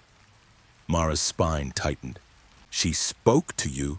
Holloway gave a hollow laugh. Not with words, with water, with dreams, with the smell of that river in my lungs. Lucas forced his voice steady. We need the truth about Noah Bennett. Holloway's expression twisted. Noah wasn't the first. Mara went still. What do you mean? Holloway stepped back, letting them inside. The house smelled of wet wood and stale coffee. On the wall hung old photos of rescue crews, boats, uniforms, smiling faces that looked like people who hadn't yet learned how heavy memory could be. Holloway pointed to a framed newspaper clipping. Before Noah, there was a girl. A runaway, they said. Found later downriver, no marks, no explanation. Lucas studied the clipping. The name was blurred by age. Still, he could read it. Maribel Knox, age 9, date 1993. Mara's voice was tight. And you covered it. Holloway's jaw clenched. We called it a drowning because no one could handle what we saw. Lucas stepped closer. What did you see? Holloway's eyes shone with fear. A woman in black standing on the water like it was solid. Silence filled the room. Lucas felt his throat tighten. He wanted to reject it, to file it away as trauma-induced distortion. But his body remembered the pressure on the bridge, the breathing on the radio, the wet air in a dry room. Mara asked softly, Was it Eleanor? Holloway shook his head. No, it was older. And then after Noah, it became Eleanor. Lucas's pulse pounded. Explain. Holloway dragged a hand down his face. The night Noah vanished, we got a call from Eleanor. She was screaming that someone was near the bridge. By the time we arrived, the only thing we found was her shoe and the water moving like it was alive. Mara whispered. And Noah? Holloway's voice cracked. We didn't find him, but we found the place where he was supposed to be. Lucas frowned. Supposed to be? Holloway walked to a cabinet and pulled out a small metal key on a string. He held it out to Lucas. We locked the hatch, Holloway said. Under the bridge, the ring. We sealed it because the water wouldn't stop whispering. Lucas stared at the key. You have the key. Holloway nodded, eyes wet. And she's been asking for it ever since. Mara's voice was barely above a whisper. Why would you keep it? Holloway swallowed. Because if we opened it, we'd have to admit what we did. Lucas's hands trembled as he took the key. It was cold, heavier than it should have been. The clock on the wall ticked. 1:58 a.m. Mara's gaze snapped to it. Lucas! He felt it too, the air tightening, the river pulling. Holloway stepped back, fear rising in his eyes. Don't, he whispered. Not tonight. Lucas clenched the key in his fist. It's already tonight. Outside, the wind shifted, bringing the unmistakable scent of river water into the room. Mara closed her eyes, listening, and somewhere not far away a woman began to cry. Not loud, not dramatic, just enough to make the world lean closer. Lucas looked at Mara, voice rough. "We're about to open the next lie." Mara nodded once. "And it's going to open us back." They left Holloway's house and drove toward the bridge, the key cold in Lucas's palm, the river's presence thickening with every street they passed. The town was asleep, but the water was awake, and the clock was moving toward the moment that always mattered. At 2:06 a.m., the bridge appeared ahead, dark against the sky. Mara's voice was steady. "Whatever we find, we don't name it," Lucas swallowed, "and we don't run." Lucas stepped out first, shoes scraping gravel, feeling the night tighten around him. The car stopped. The key waited, and the river breathed beneath them. The key bit into Lucas's palm as he walked onto the bridge. Gravel crunched under his shoes, loud in the quiet. The river below sounded closer than it should, like it had climbed up the banks just to hear him breathe. Mara followed half a step behind, her coat hanging open, hair damp with mist that hadn't existed an hour ago. "Slow," she murmured. Lucas nodded, though his body wanted to run. Not away, toward the ring. They reached the center span where the wood railing bowed slightly, warped by years of storms. Lucas looked down through the slats and saw the dark water chewing at the pylons. He could almost imagine a face under the surface, not threatening, just waiting. Mara touched his wrist. "Before you do anything, remember what Holloway said." "Don't name it," Lucas replied. "And don't promise it," Mara added. "Not out loud." Lucas swallowed. The key was colder now, as if it had been stored in ice. They climbed down the embankment, shoes slipping on wet leaves. Beneath the bridge, the air thickened again. It wasn't fog. It was pressure, a heavy closeness that made every sound feel muffled, like the world had wrapped itself in cloth. Lucas found the flat stone by memory, though he'd only seen it once. The metal ring sat embedded in the center, dull and wet, as if the river kept licking it clean. Around it, the ground looked disturbed, softened by water and time. Mara crouched, scanning the mud. "Footprints." Lucas leaned closer. "None." "Then it's not a person coming here," she said. "It's a thought." Lucas hated how true that sounded. He slid the key into the ring's small lock. It fit too perfectly. The metal clicked with a soft, final sound, like a door in a house that had been shut for decades. Mara's breath caught. "Wait," Lucas paused, fingers on the key. "If we don't open it, more people die." "If we do," Mara said, voice tight, "something else might wake up."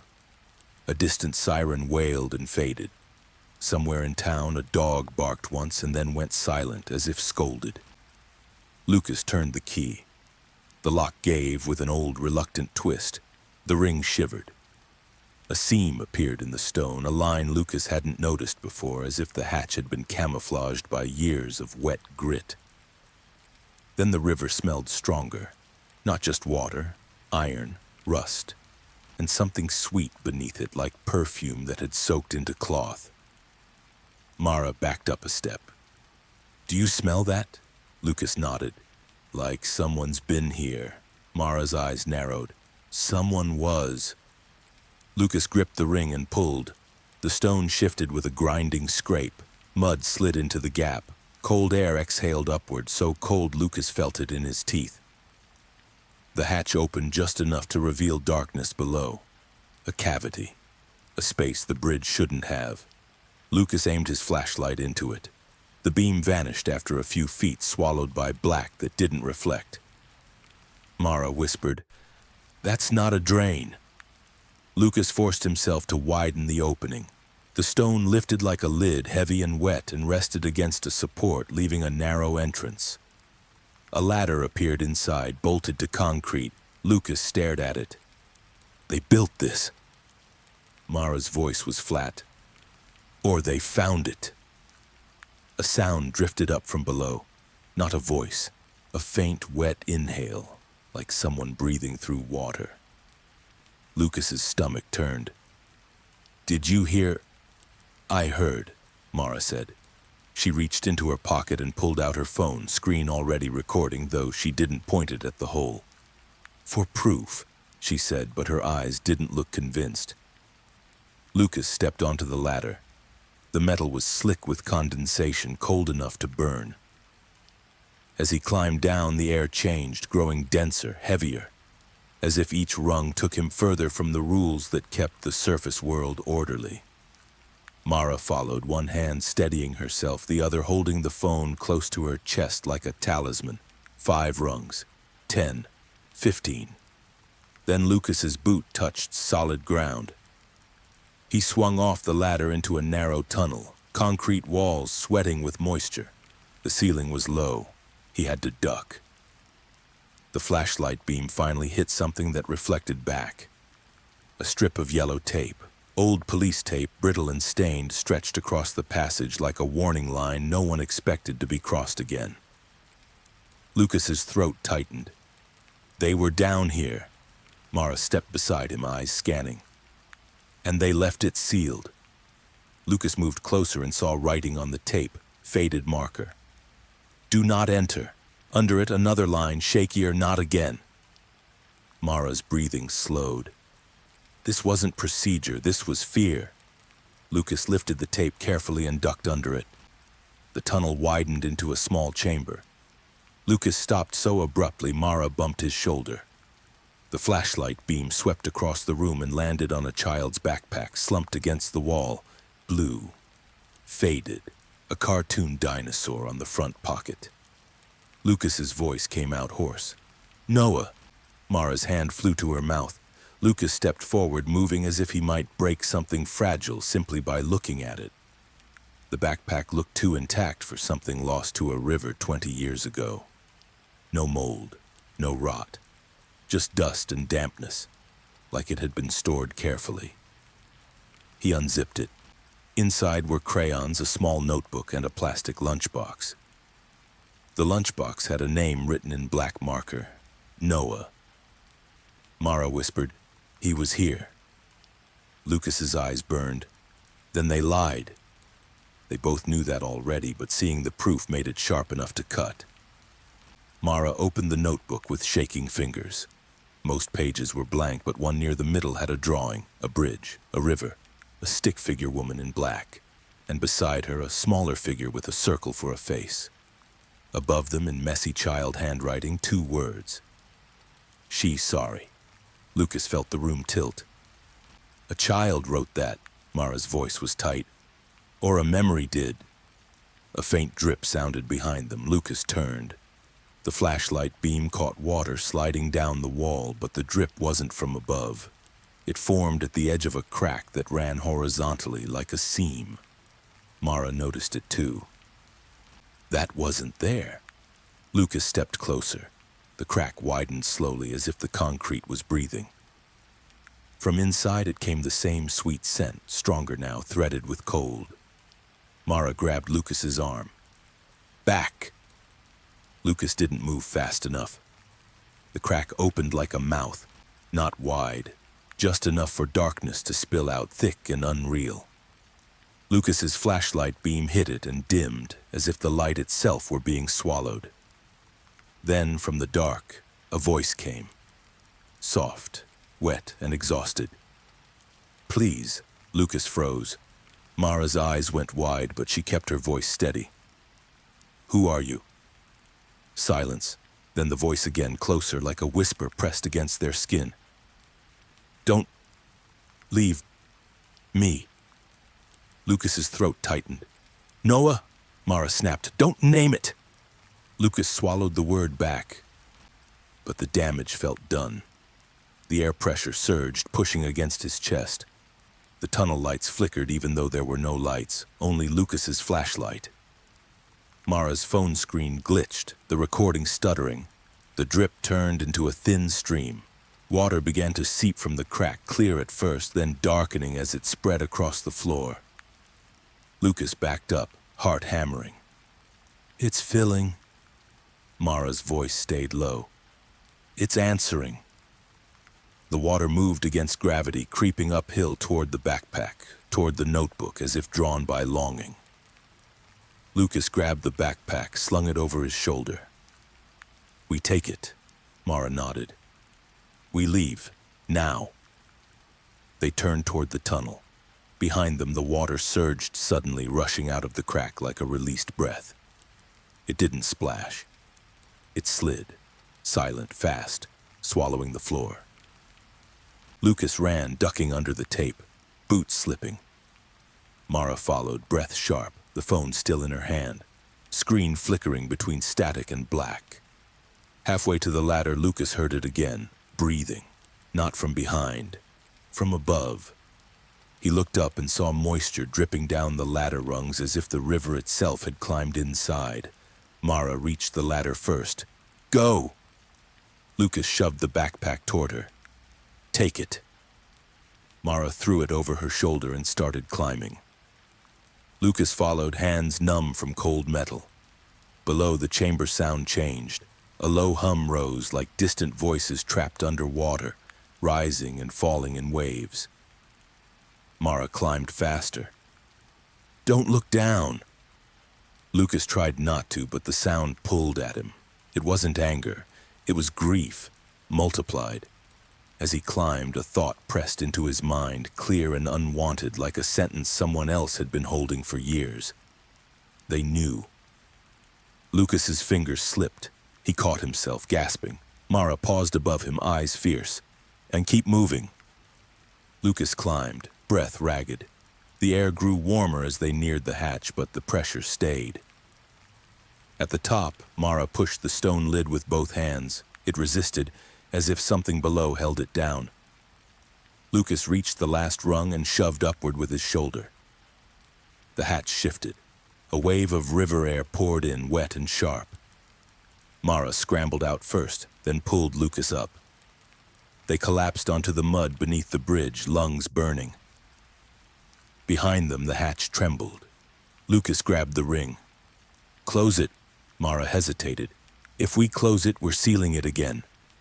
Lucas's voice cracked. Or we're stopping it from following. Another whisper slid into the air, not from the tunnel, but from the river itself. Witness. Mara's face went pale.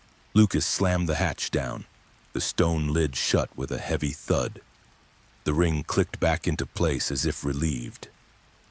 Mara listened and swore she heard a child's laugh dissolve into a sob somewhere beneath their feet, fading. For a moment, everything went quiet. Then Lucas's phone buzzed, an alert from the county system. Unidentified female body, now missing from morgue storage. Lucas stared at the screen, blood turning cold. Mara whispered, "It's not done." Lucas looked toward the river. The water moved smoothly again, innocent as ever. But the smell of sweet perfume lingered on the air. And in Lucas's shoulder, the weight of Noah's backpack felt like a living accusation, a buried tragedy that started everything, the past, that refused to stay silent. The road to the spillway cut through a stretch of land Raven Creek preferred to forget. No streetlights, no houses, just trees bending toward the river as if drawn by something heavier than gravity. Lucas drove with both hands locked on the wheel, headlights carving a narrow tunnel through darkness. Mara sat beside him, the map Holloway had given folded open on her lap. Neither of them spoke. Words felt fragile now, like they might fracture the moment they were said out loud. After the call with Jansen, the air itself had changed. Not colder, not louder, sharper. Mara broke the silence first. He's not hiding. Lucas nodded. He's positioning. The spillway appeared ahead, a concrete scar where the river narrowed and accelerated, churning over old metal gates half rusted into place. Beyond it, tucked among trees, sat a small cabin barely visible from the road. Lights were on inside. Lucas slowed. He's expecting us. Mara's voice was calm, but her pulse had quickened. He always was. They parked a short distance away and stepped out. The smell hit them immediately. Wet earth, iron, and beneath it that faint sweetness that no longer felt subtle. It clung to the air like memory. Lucas checked his phone. No signal. Mara glanced at her own. Same. Of course, Lucas muttered. They walked toward the cabin, gravel crunching underfoot. The river roared nearby, louder here, angrier, like it resented being forced through narrow choices. Lucas knocked. The door opened almost immediately. Dr. Paul Jansen stood there in a pressed shirt and slacks, hair neat, posture relaxed. He looked like a man who had just finished dinner, not someone tied to decades of buried crimes. Detective Reed, Dr. Ellison, Jansen said warmly. You're right on time. Lucas's jaw tightened. You took a body from the morgue, Jansen smiled faintly. I relocated it, Mara stepped forward. You don't have that authority. Jansen tilted his head. Authority is just consensus, and consensus is flexible. He stepped aside, letting them in. The cabin was immaculate, too clean, no clutter, no personal items beyond a few books stacked neatly on a shelf.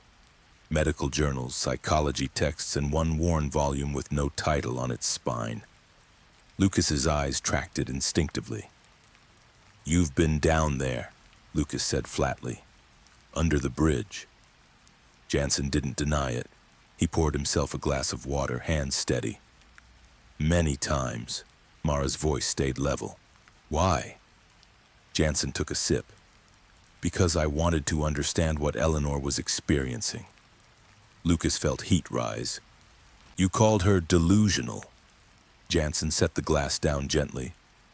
I called her overwhelmed. Which she was. Mara crossed her arms. You heard the river. Jansen smiled again, this time with something like reverence. I listened. The word hung between them, charged. Lucas stepped closer. You told the town Noah drowned. Yes, Jansen replied. You lied. Jansen's eyes didn't flinch. I simplified. Mara's voice sharpened. A child vanished. And panic would have followed, Jansen said calmly. Fear spreads faster than water. Lucas slammed his hand on the table. So you buried the truth. Jansen's smile faded slightly. I contained it. Silence pressed in. Then Mara asked the question neither of them had dared to voice before. What is it? Jansen's gaze shifted toward the window where the river glinted darkly beyond the trees. It's a place where grief doesn't dissipate. Lucas scoffed. That's not an answer. Jansen looked back at him. It's the only accurate one. Mara stepped closer. You said Noah isn't the only name we should fear.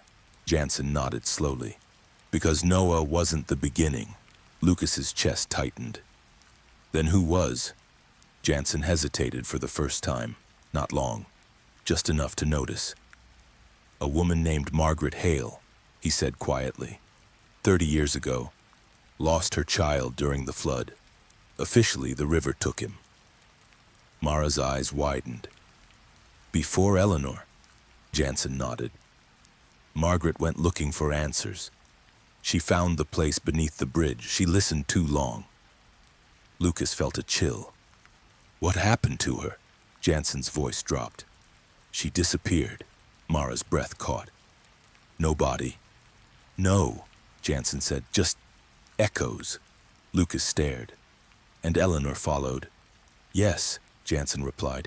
Eleanor's grief was louder, stronger. It gave the thing shape. Mara's voice trembled despite her control. You're talking like it grows. Jansen smiled softly. Grief always does if no one bears it. Lucas clenched his fists. You used Eleanor. Jansen shook his head. I tried to save her. I tried to convince her the voice was memory, not invitation. Mara snapped. Then why did you keep going back down there? Jansen met her gaze. Because I realized something she hadn't. Lucas leaned in. What? That the place doesn't just take, Jansen said. It gives. The river roared louder, as if punctuating his words. Mara felt her skin prickle. What did it give you? Jansen's smile returned, thin and unsettling. Relief. Lucas felt sick. You fed it. Jansen shrugged. I guided it. Mara's voice dropped. You let it wear Eleanor. Jansen closed his eyes briefly. She volunteered, Lucas exploded. She was broken. And she believed broken things could fix broken worlds, Jansen replied quietly. A sound came from outside, not footsteps, water shifting unnaturally. Mara turned toward the window. She's close, Jansen nodded. She always is when truth gets loud. Lucas demanded, Where is the body from the morgue? Jansen gestured toward the back of the cabin. Come see. Mara's heart hammered, but she followed. Lucas stayed close, every muscle tight. They opened a door leading to a narrow room. The body lay on a metal table covered with a clean sheet. Jansen pulled it back gently. Eleanor Bennett stared up at them, unaged, unmarked, her skin pale, eyes closed, hair damp. Mara's breath left her in a rush.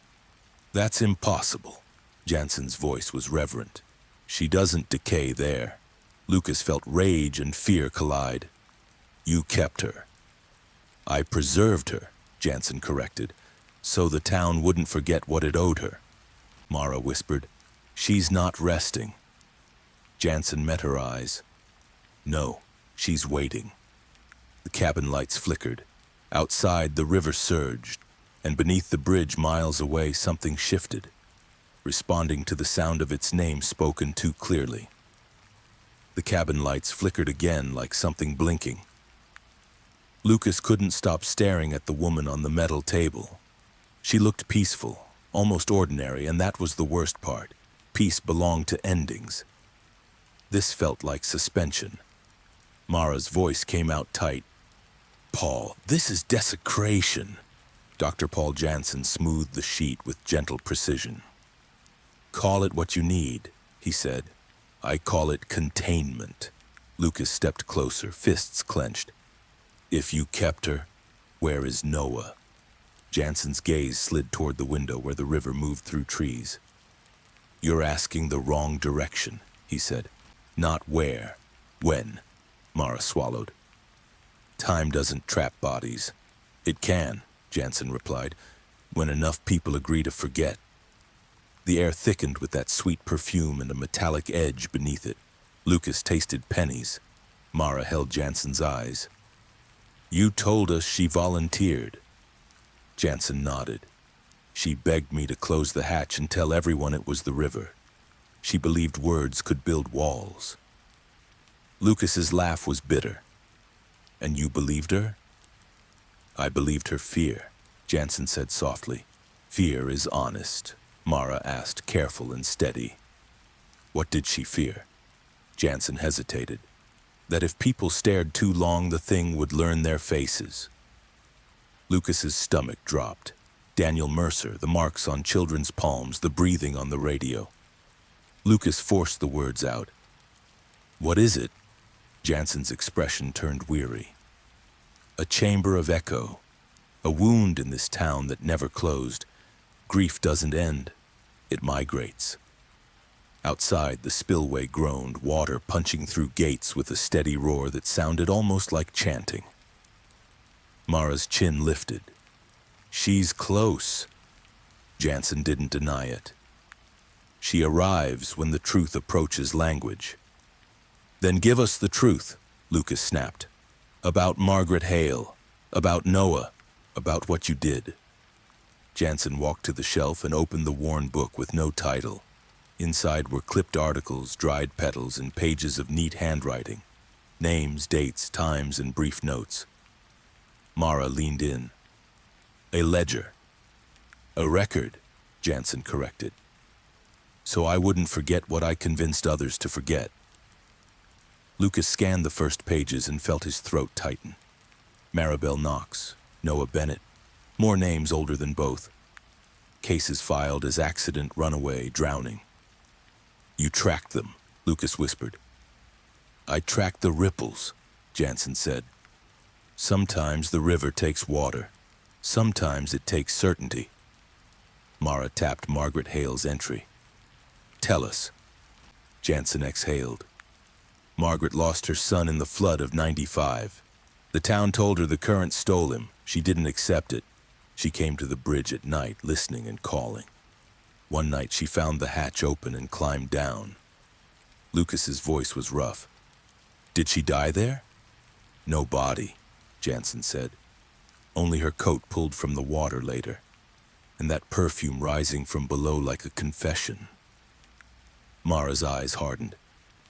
So the town buried it. They tried, Jansen said, but Margaret left a habit behind, a time, a way to be heard.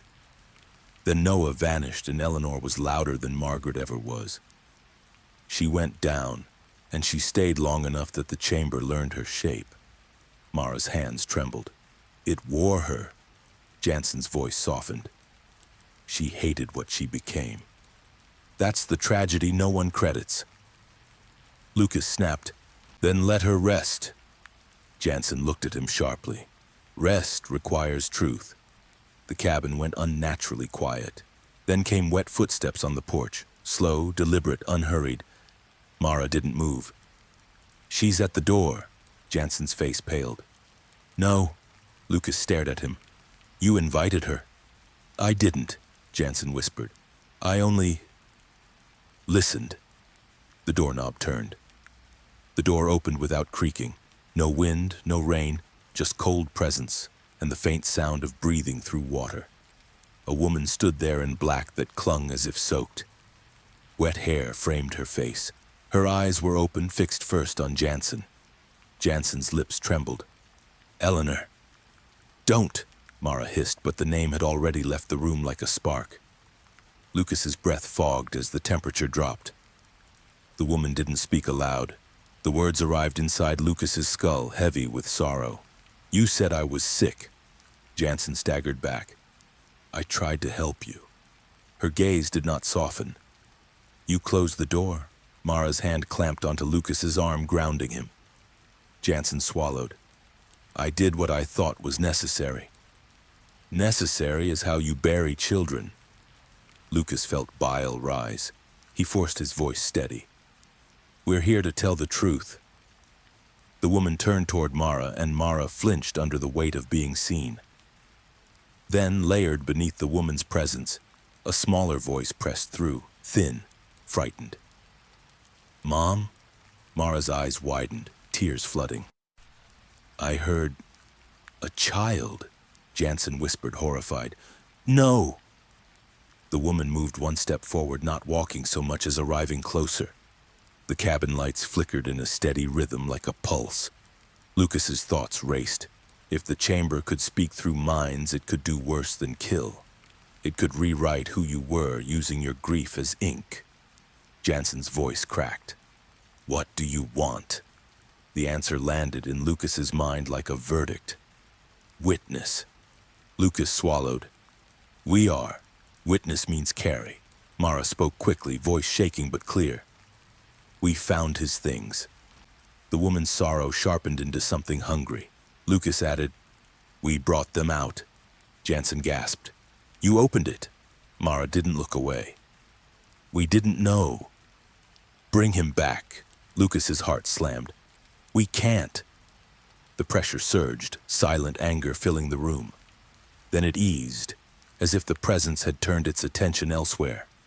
The woman looked past them toward the river, listening to something only she could hear. Jansen seized the opening, voice urgent and breaking. Fine. Noah didn't drown. He was taken into the chamber. Mara snapped. Paul. Jansen's eyes were wild. I made the town believe he was gone, because if they knew he was under their feet, they would have torn themselves apart. Lucas stared at him. You admit it. Jansen nodded, tears spilling. Yes, I lied. The woman's gaze locked onto him. Jansen whispered, I'm sorry. Sorry isn't a door. The words hit Lucas with cold finality. Mara's face drained. She won't accept regret.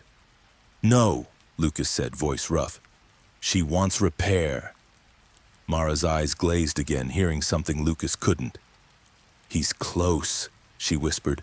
Trapped. Jansen backed toward the shelf, hands shaking. Lucas noticed a newer key hanging on a hook, polished and deliberate. Lucas pointed. What is that? Jansen choked. Insurance. A way to seal it deeper if it breaks loose. Lucas took a step, but the pressure crushed his chest and the woman's voice pressed into his mind again. Carry, detective. Lucas froze, realizing the rules had shifted. She wasn't blocking them. She was shaping what they could become. Mara grabbed Lucas's sleeve. We leave. Now. The walls seemed to sweat. The floor dampened as if the river was rising inside the cabin.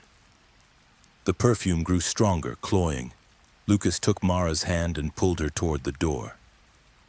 The woman didn't stop them. She simply watched, letting them go the way a storm lets a tree bend. Outside, night air hit Lucas like both freedom and threat. Behind them, the cabin lights went out completely. Mara stumbled to the car, shaking. He confessed. Lucas started the engine with trembling hands. And she let him. Mara stared back at the dark cabin. No, she whispered. She marked him. Lucas swallowed hard. And she marked us too. A mile down the road, Lucas pulled onto a gravel turnout overlooking the spillway and killed the headlights. The only light came from the dashboard and the pale smear of river foam below, sliding through darkness like a sleeve pulled over a hand. Mara held her hands up, staring at her palms as if expecting the red lines to appear. I felt it inside my head, she said. Not like a thought, like someone leaning close. Lucas kept his voice low. The small voice. Mara nodded, swallowing hard. It said Mom. It wasn't the woman's voice. It was a child, and it knew how to sound lost. Lucas's stomach tightened. You think it was him? I don't know, Mara whispered. But I know what it wanted. It wanted me to answer. That's how it spreads, Lucas said, through response. Mara's eyes flicked to him. And you answered too, Lucas flinched. Witness, Carrie. He'd said yes before he understood the cost. I didn't promise anything, he muttered. You promised presence, Mara replied. Sometimes that's enough. Lucas stared at the river. Jansen had an insurance key, a deeper seal. Mara exhaled shakily. Or a deeper lock. Either way, it means another layer exists. Lucas's phone buzzed with no notification, just a vibration that stopped as soon as he looked. Mara's screen flickered once, then steadied. She's testing circuits again, Mara said. We need proof that holds up, Lucas replied. Not just voices. Mara reached into the bag and pulled out Noah's notebook, opening to the drawing. She touched the crayon lines lightly. This is proof, she said. Not for court, for confession. Harris will bury it, Lucas said. Harris is a symptom, Mara replied. The town is the disease. Lucas breathed out slowly. Then we go to the people who signed the lie. Sutter, the council, anyone still alive? Mara nodded once. Quietly, behind doors, recorded. Lucas hesitated. If we force them to speak, we might trigger her. Mara's gaze hardened. She's already triggered. The question is whether she turns that energy into more deaths, or into truth. Down by the gates, the river slapped concrete with a sharp, sudden sound. Mara's head lifted. Did you hear that? Lucas asked. Mara's voice went thin, like a child knocking from inside a wall. Lucas's pulse raced. We're not going back down there. Not yet, Mara agreed, but we're not walking away either. Lucas started the engine. Next step? Mara looked toward the town lights, distant and weak. Find where Jansen moved the body, and find who taught him to listen first. Lucas swallowed. You think he had a mentor? Mara nodded. A person or a memory? Either way, it leaves trails, and trails always lead back to water. They drove as the dashboard clock flipped to 2:19 a.m. The spillway roared behind them, and Lucas felt a cold certainty settle into his bones. The first lie had cracked, and whatever poured out of that crack would not fit back inside. Raven Creek looked different once you knew where to look. Lucas noticed it the moment they crossed back into town. Houses sat a little too close to the river. Streets curved in ways that guided traffic downward, toward water. Even the old courthouse steps sloped subtly, as if the town itself leaned toward the same secret. Mara felt it too. "It's not just places," she said quietly as they drove. "It's habits, the way people avoid certain questions, the way silence gets rewarded." Lucas nodded, eyes scanning storefronts and darkened windows.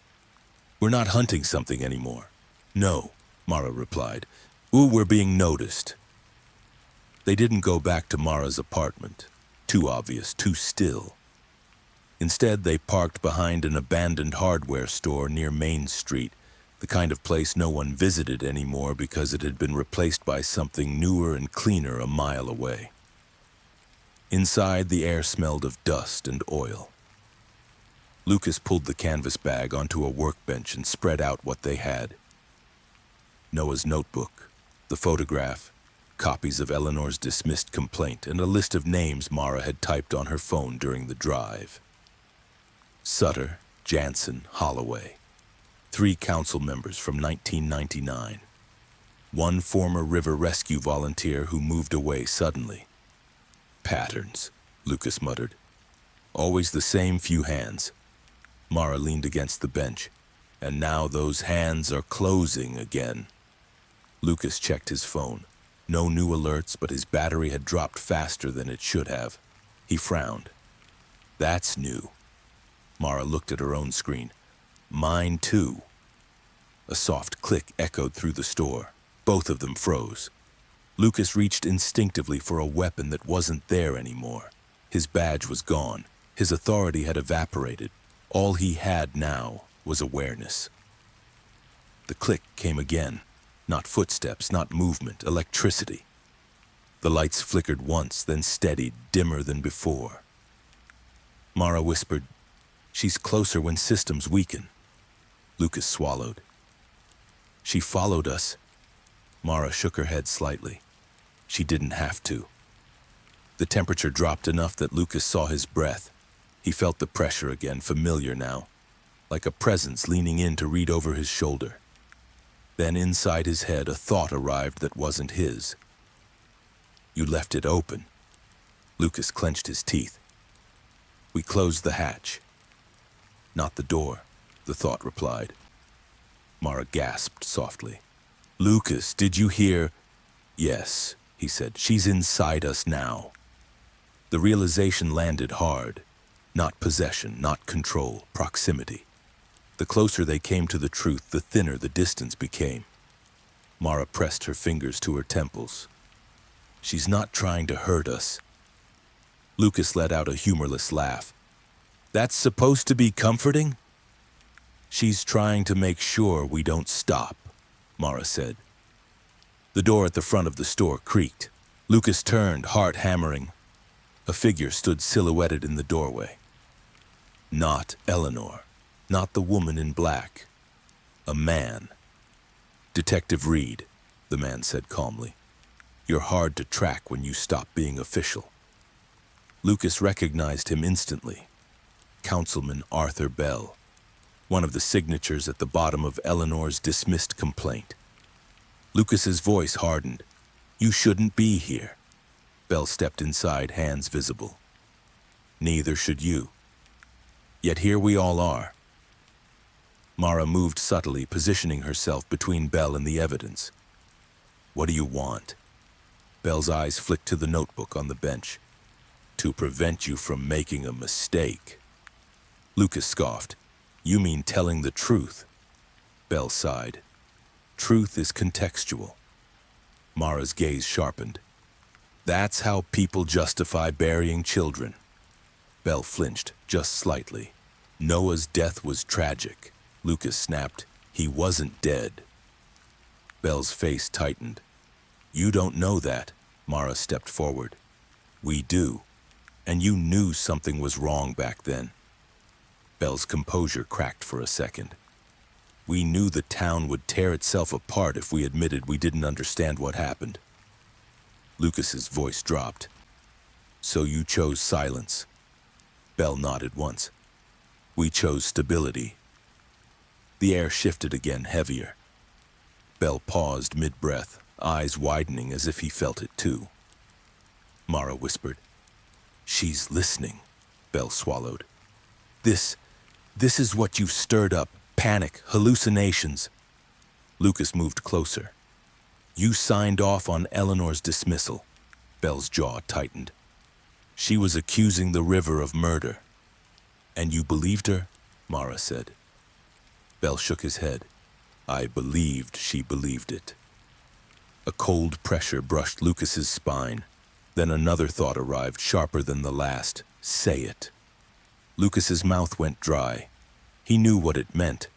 The thing beneath the bridge, the echo in the chamber, wanted names spoken aloud, wanted acknowledgement. Mara felt it too. She shook her head slightly at Lucas. Not yet. Belle backed toward the door. You're in over your heads. Whatever you think you're carrying, it will destroy you. Lucas's eyes locked on him. You're afraid. Belle laughed weakly. Of course I am. That night changed everything. Mara seized the opening. Tell us. Belle hesitated, then spoke too fast. When Eleanor jumped, the water didn't behave normally. It moved toward her like it was welcoming. Lucas felt his stomach twist. Belle continued, voice shaking.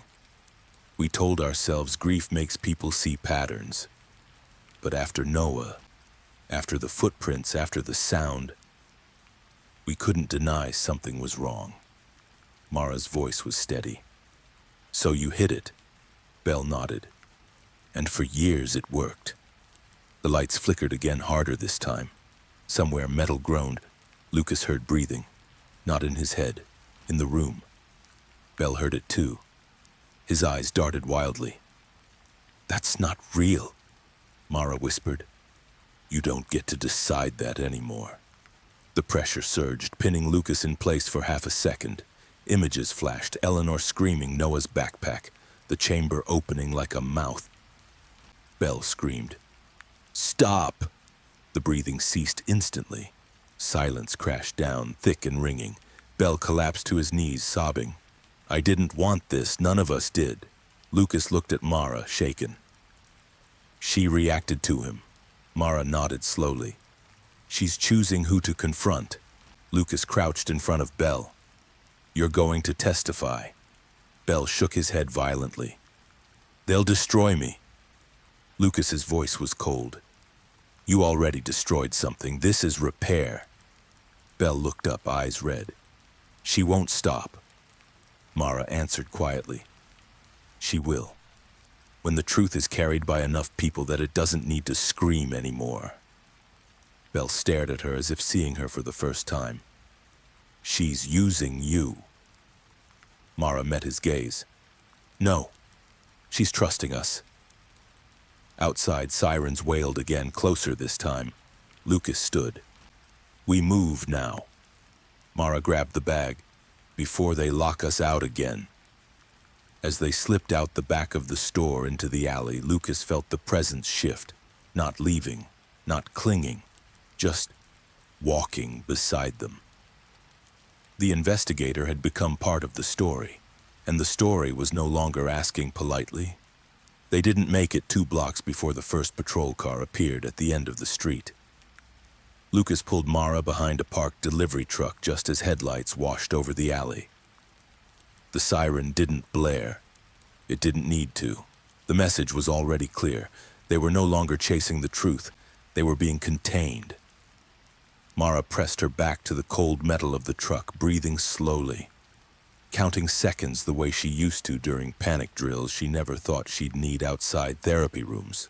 They know where we are, she whispered. Lucas nodded. Or they know where we might go. The presence shifted again, closer than before, but different.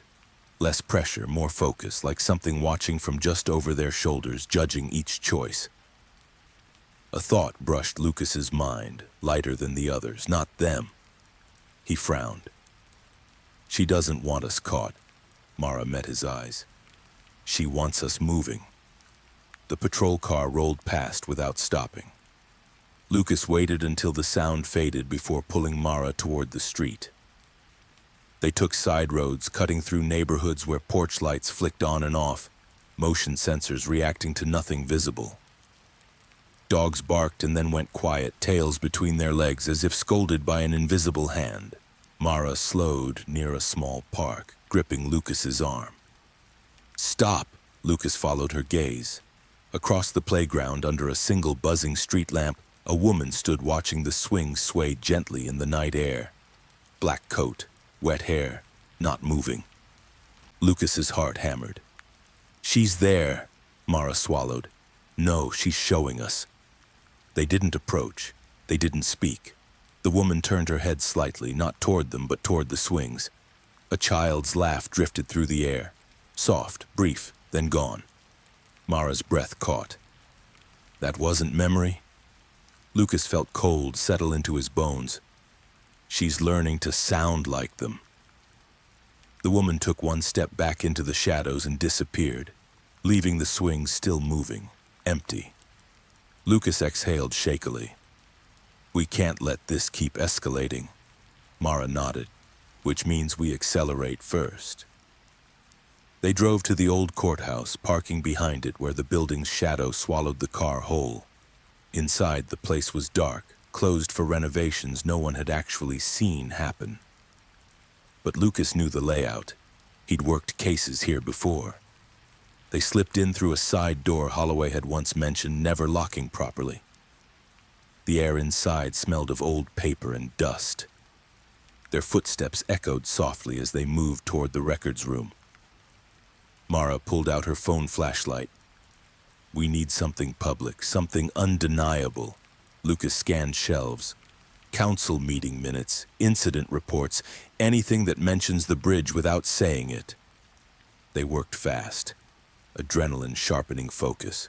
Mara found a box labeled 1995 to 2000, infrastructure and safety.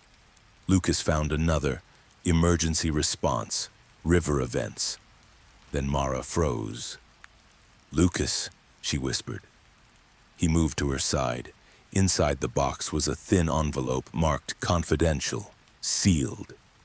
She opened it carefully. Inside were handwritten notes, unsigned. Margaret Hale incident unresolved. Public explanation insufficient. Further investigation discouraged to prevent unrest. Lucas's jaw tightened. They knew. Mara flipped the page. Recommend limiting discussion of auditory phenomena near river. Mara's voice shook. Auditory phenomena. Lucas felt the presence stir again, approving, attentive. A sound echoed down the hallway. Footsteps, not hurried, measured. Lucas snapped the box shut. "We're not alone." They killed the lights and pressed into a side alcove as two figures passed, their voices low. "Orders from Harris. Don't let them release anything." Mara's eyes flashed. "He's moved from denial to suppression." Lucas waited until the footsteps faded. "Which means he's scared." They took the envelope and slipped out the way they came, hearts pounding. Back in the car, Mara clutched the documents. "This changes everything." Lucas stared ahead. "This paints motive, pattern, intent, and fear." Mara added, "Fear is what kept the lie alive." Lucas checked the time. 2:16 a.m., Mara noticed. "We're in the window." The presence pressed closer, not heavy, not angry, expectant. Mara closed her eyes briefly. She wants acknowledgement. Lucas spoke softly, not to Mara, not to the air, but to the space between thoughts. "We see you." The pressure eased just a fraction. Mara opened her eyes, startled. "You felt that?" Lucas nodded. She doesn't need silence anymore. They drove toward the local radio station, the only one still operating overnight, a relic that broadcast to truckers and insomniacs. Mara's fingers tightened on the envelope. "We can't just drop this online," she said. "It'll be buried, discredited." Lucas glanced at her. "But if we say it out loud..." "It can't be unheard," Mara finished. They parked behind the station. Before getting out, Lucas hesitated. "Once we do this, we can't control what happens." Mara met his gaze. "We already lost control when the first mother was ignored." They stepped out of the car. Inside, the radio host stared at them like they'd walked in carrying a storm. Lucas didn't give him time to object. "Go live," he said. The man hesitated. "I'll lose my job." Mara placed the envelope on the desk. "Or you'll save lives." The host looked at the documents, then at the clock, then at them. He nodded. The red light blinked on. Lucas leaned toward the microphone, heart racing. "My name is Lucas Reed," he said. "And for 20 years this town has been living with a lie." As his voice carried out into the night, the presence withdrew slightly. Not leaving, but listening. For the first time, it wasn't alone. And neither were they. The red light stayed on. Red. Lucas could feel it more than see it. A low heat against his skin, like standing too close to a fire you couldn't step away from. The radio host sat frozen, headphones on, eyes darting between Lucas and Mara as if expecting someone to burst through the door at any second. Lucas spoke anyway. "For years," he said steadily, "children disappeared near the river. Mothers were told they imagined things. Reports were dismissed. Evidence was sealed. Tonight we're telling you why." Mara watched the sound levels rise and fall, watched the clock creep forward, watched the way Lucas's voice carried conviction even when his hands trembled slightly on the desk.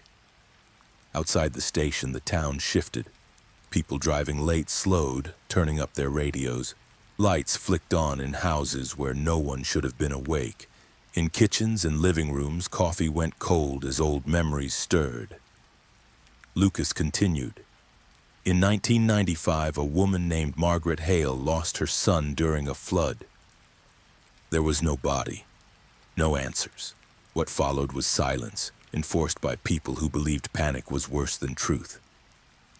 The presence leaned in. Mara felt it like a hand on her spine, not pushing, not pulling, just present. Listening.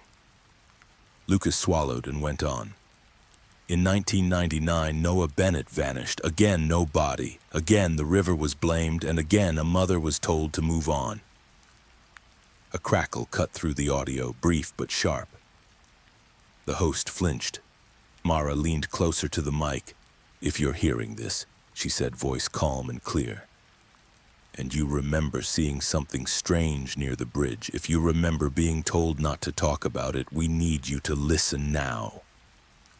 Phones began to ring in the station's front office. One, then another, then many. The host stared at the blinking lines in disbelief. Lucas paused just long enough to let the sound carry. "You weren't imagining it," he said, "and you weren't alone." Outside, near the river, the water surged harder against its banks. The spillway gates groaned as if responding to the sound of names being spoken again. Mara felt a sudden pressure behind her eyes. Then a thought, not hers, brushed past. Louder. She steadied herself, fingers curling against the desk. The host whispered, "Lines are lighting up.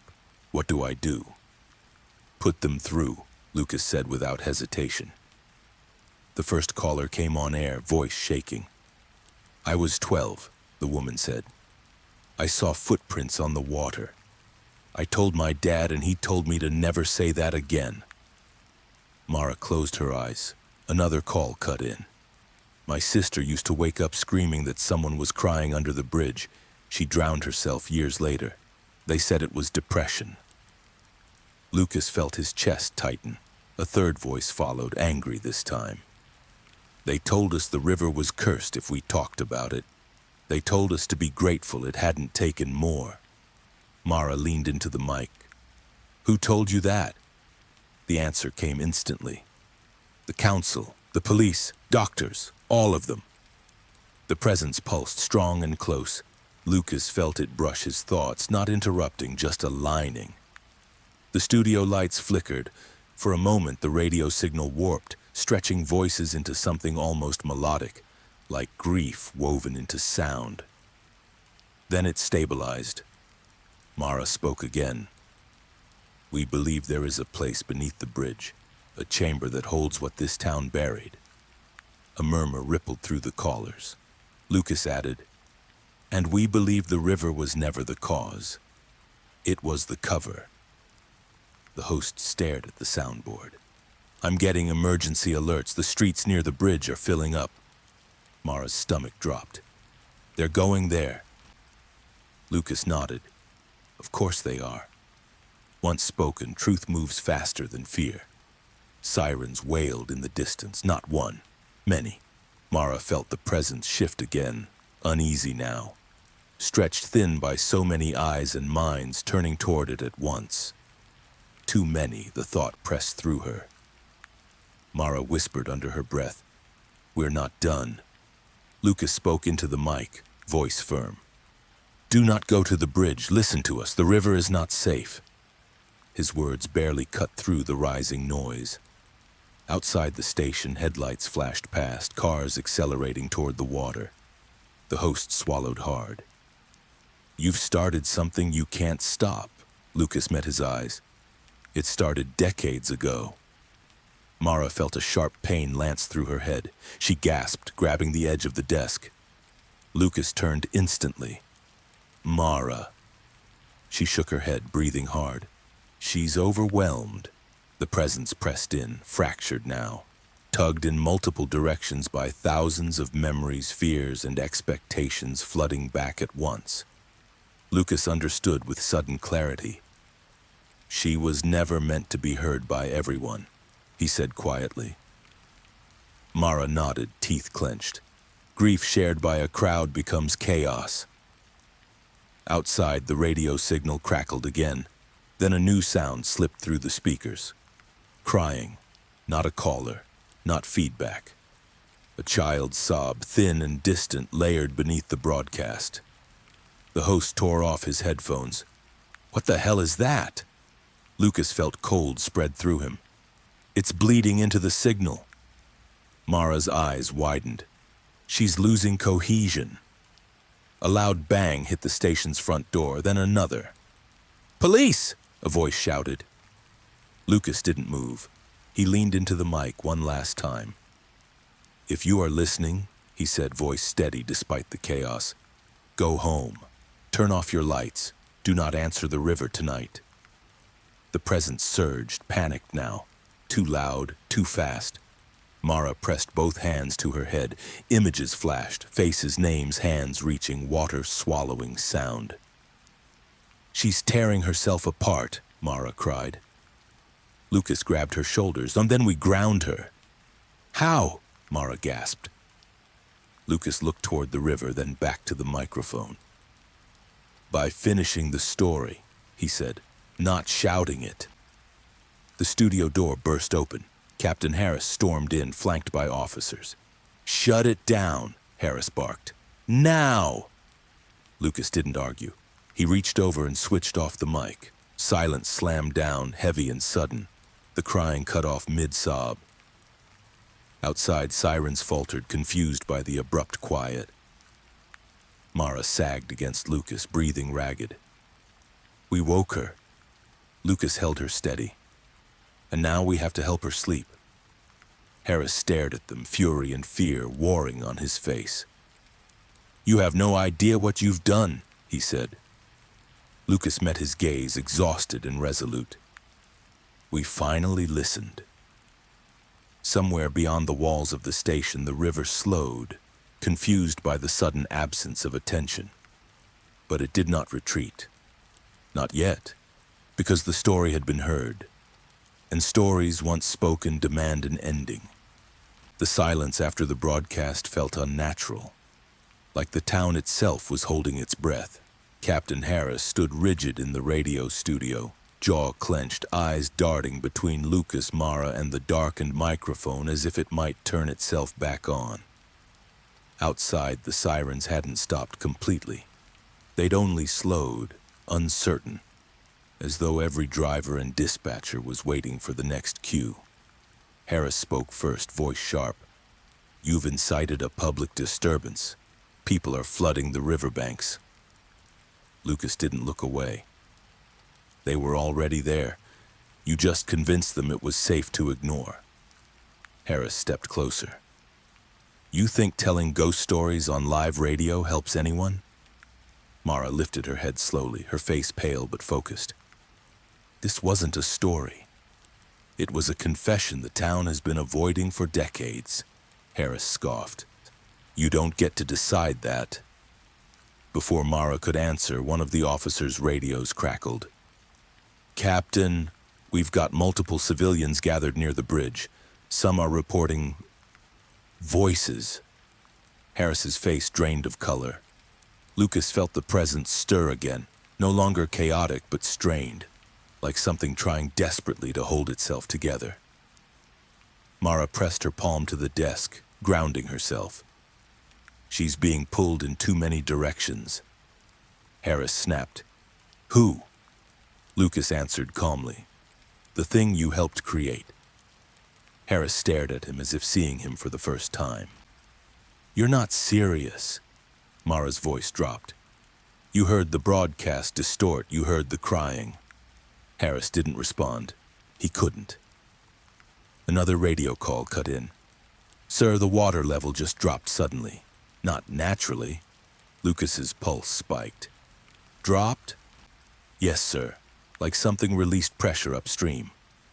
Mara closed her eyes. "She's retreating." Harris barked orders. "Clear the area, now!" But even as he spoke, Lucas understood the truth. You couldn't clear memory. You couldn't cordon off guilt. They pushed past Harris and ran outside.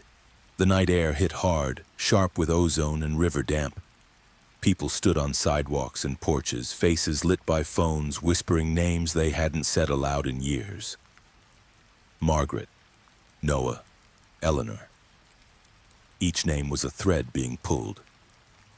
They reached the bridge just as the crowd thinned, police tape fluttering uselessly in the wind. Officers shouted, but their voices sounded small against the river's new low murmur. The water wasn't raging anymore. It was receding. Lucas leaned over the railing. Where the current had once churned violently, the surface now smoothed, revealing dark shapes beneath, rocks, debris, and something else. Mara's breath caught. "Do you see that?" Lucas nodded slowly. The flat stone, exposed.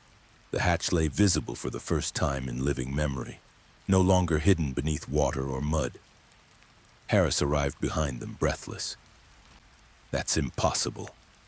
Lucas didn't turn. So was everything else. Mara felt the presence again, closer than ever, but no longer overwhelming. Focused, directed, not screaming now, waiting. Mara whispered, "She's ready." Harris snapped, "Ready for what?" Lucas answered, "To be finished." They descended beneath the bridge again, this time without secrecy. Flashlights cut through the dark as officers followed at a distance, fear outweighing protocol. The hatch opened with less resistance now, as if it wanted to be seen. Inside, the chamber felt different, cleaner. The water had drained back into cracks in the walls, leaving the concrete slick but stable. The air was still cold, but the pressure that once crushed Lucas's chest was gone. At the center of the chamber lay objects arranged carefully. Shoes, ribbons, a bracelet, not scattered, placed. Mara knelt slowly, tears filling her eyes. She gathered them. Lucas swallowed. She didn't want them forgotten. A faint shimmer rippled along the far wall. The crack widened, not violently but gently, like a door opening from the inside. The woman stepped forward, not dripping now, not distorted, She looked human. Eleanor's face was clear, eyes filled with exhaustion rather than rage. She didn't look at the officers, she looked only at Mara and Lucas. The voice came, not inside their heads this time, but in the space between breaths. I carried them because no one else would. Mara's voice shook. You don't have to anymore. Eleanor's gaze flicked toward the objects. They listened tonight. Lucas stepped forward. They did. And they won't forget again. The chamber trembled softly, not with threat but release. A smaller shape appeared beside Eleanor, indistinct, made of light and shadow. A child's outline. Barely there. Mara gasped softly. Eleanor looked down, something like relief breaking through her grief.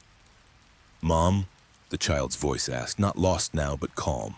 Eleanor nodded, tears spilling. I hear you.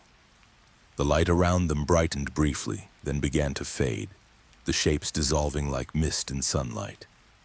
The objects on the floor grew still, silent, empty of pressure. The chamber exhaled. When it was over, only concrete remained. Lucas stood shaking, breath uneven. Is it done? Mara listened carefully, nothing answered. She nodded. The story has an ending now. Above them, the river resumed its normal flow, no longer leaning toward the bridge, no longer whispering names. Harris stared at the chamber, face hollow. What do we tell people? Lucas looked at him. The truth. All of it. Harris swallowed. And if they don't forgive us? Mara answered quietly. Then at least the dead won't be carrying our silence anymore. They climbed out as dawn broke faintly over Raven Creek, pale light touching rooftops and water alike. People emerged from houses, cautious, curious, alive. Lucas stood on the bridge one last time and looked down at the river. It flowed on, just water now. But beneath it, the town would remember. And for the first time in decades, that would be enough. Morning came slowly to Raven Creek like a visitor unsure of its welcome. The sky lightened in thin layers, gray giving way to pale blue, but the town did not wake the way it used to. Doors opened cautiously. Curtains shifted. People stepped onto porches and sidewalks as if expecting the river to speak again, as if the air itself might accuse them. Lucas stood at the edge of the bridge long after the officers had cleared out. The tape was gone. The crowd was gone. The noise was gone. What remained was quiet, and it felt heavier than everything that had come before. Mara joined him without speaking.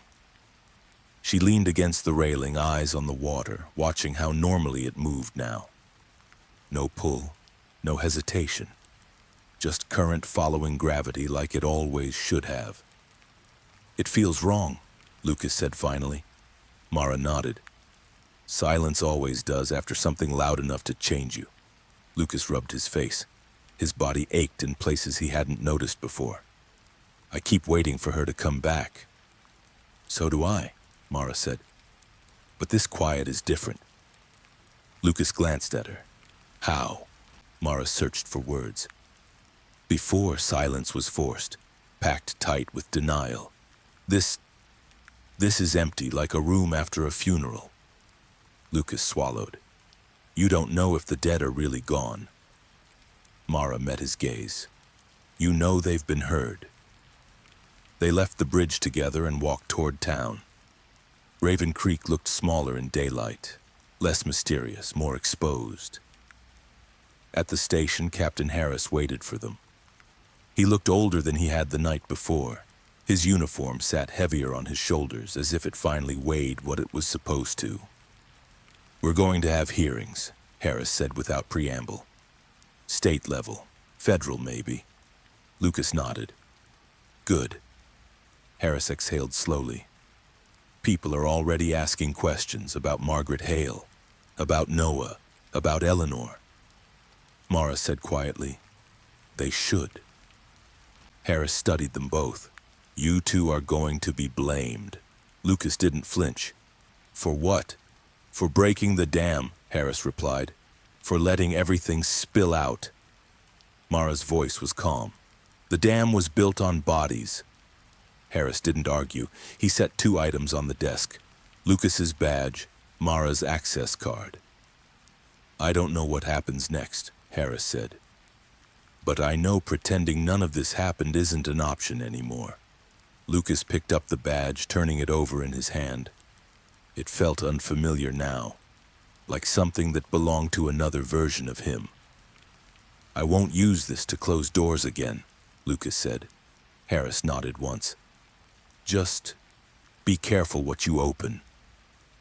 Outside, reporters gathered by the courthouse steps. Cameras flashed. Questions shouted over one another. Mara stopped at the edge of the crowd. You ready? Lucas watched the faces, fear, curiosity, relief, guilt. No, he said honestly, but I don't think that matters. They stepped forward. Lucas spoke first, not as a detective, not as an authority, but as a witness. We failed, he said simply, for a long time, and people were hurt because of it. The words didn't feel rehearsed. They felt necessary. Mara followed. What happened at the river wasn't an isolated tragedy. It was the result of silence, denial, and fear being treated as protection. A murmur rippled through the crowd. Someone shouted, "Is it over?" Mara answered without hesitation. What was haunting this town is over. What comes next is accountability. Lucas felt something ease inside him as he said the next words. We don't move forward by forgetting. We move forward by remembering honestly. The crowd didn't applaud. They didn't cheer. They listened. That felt like progress. Later, when the reporters dispersed and the town settled into a strange, fragile calm, Lucas and Mara sat on the steps outside the courthouse. The sun was fully up now. Birds returned to trees near the river. Life resumed its careful routines. Mara stared at her hands. I don't hear them anymore. Lucas nodded. Me neither. A pause stretched between them. Do you miss it? Lucas asked quietly. Mara looked up. The voices? The certainty, Lucas clarified. The sense that something was watching, guiding, demanding. Mara thought about it. No, but I understand why people mistake pain for purpose. Lucas leaned back, staring at the sky.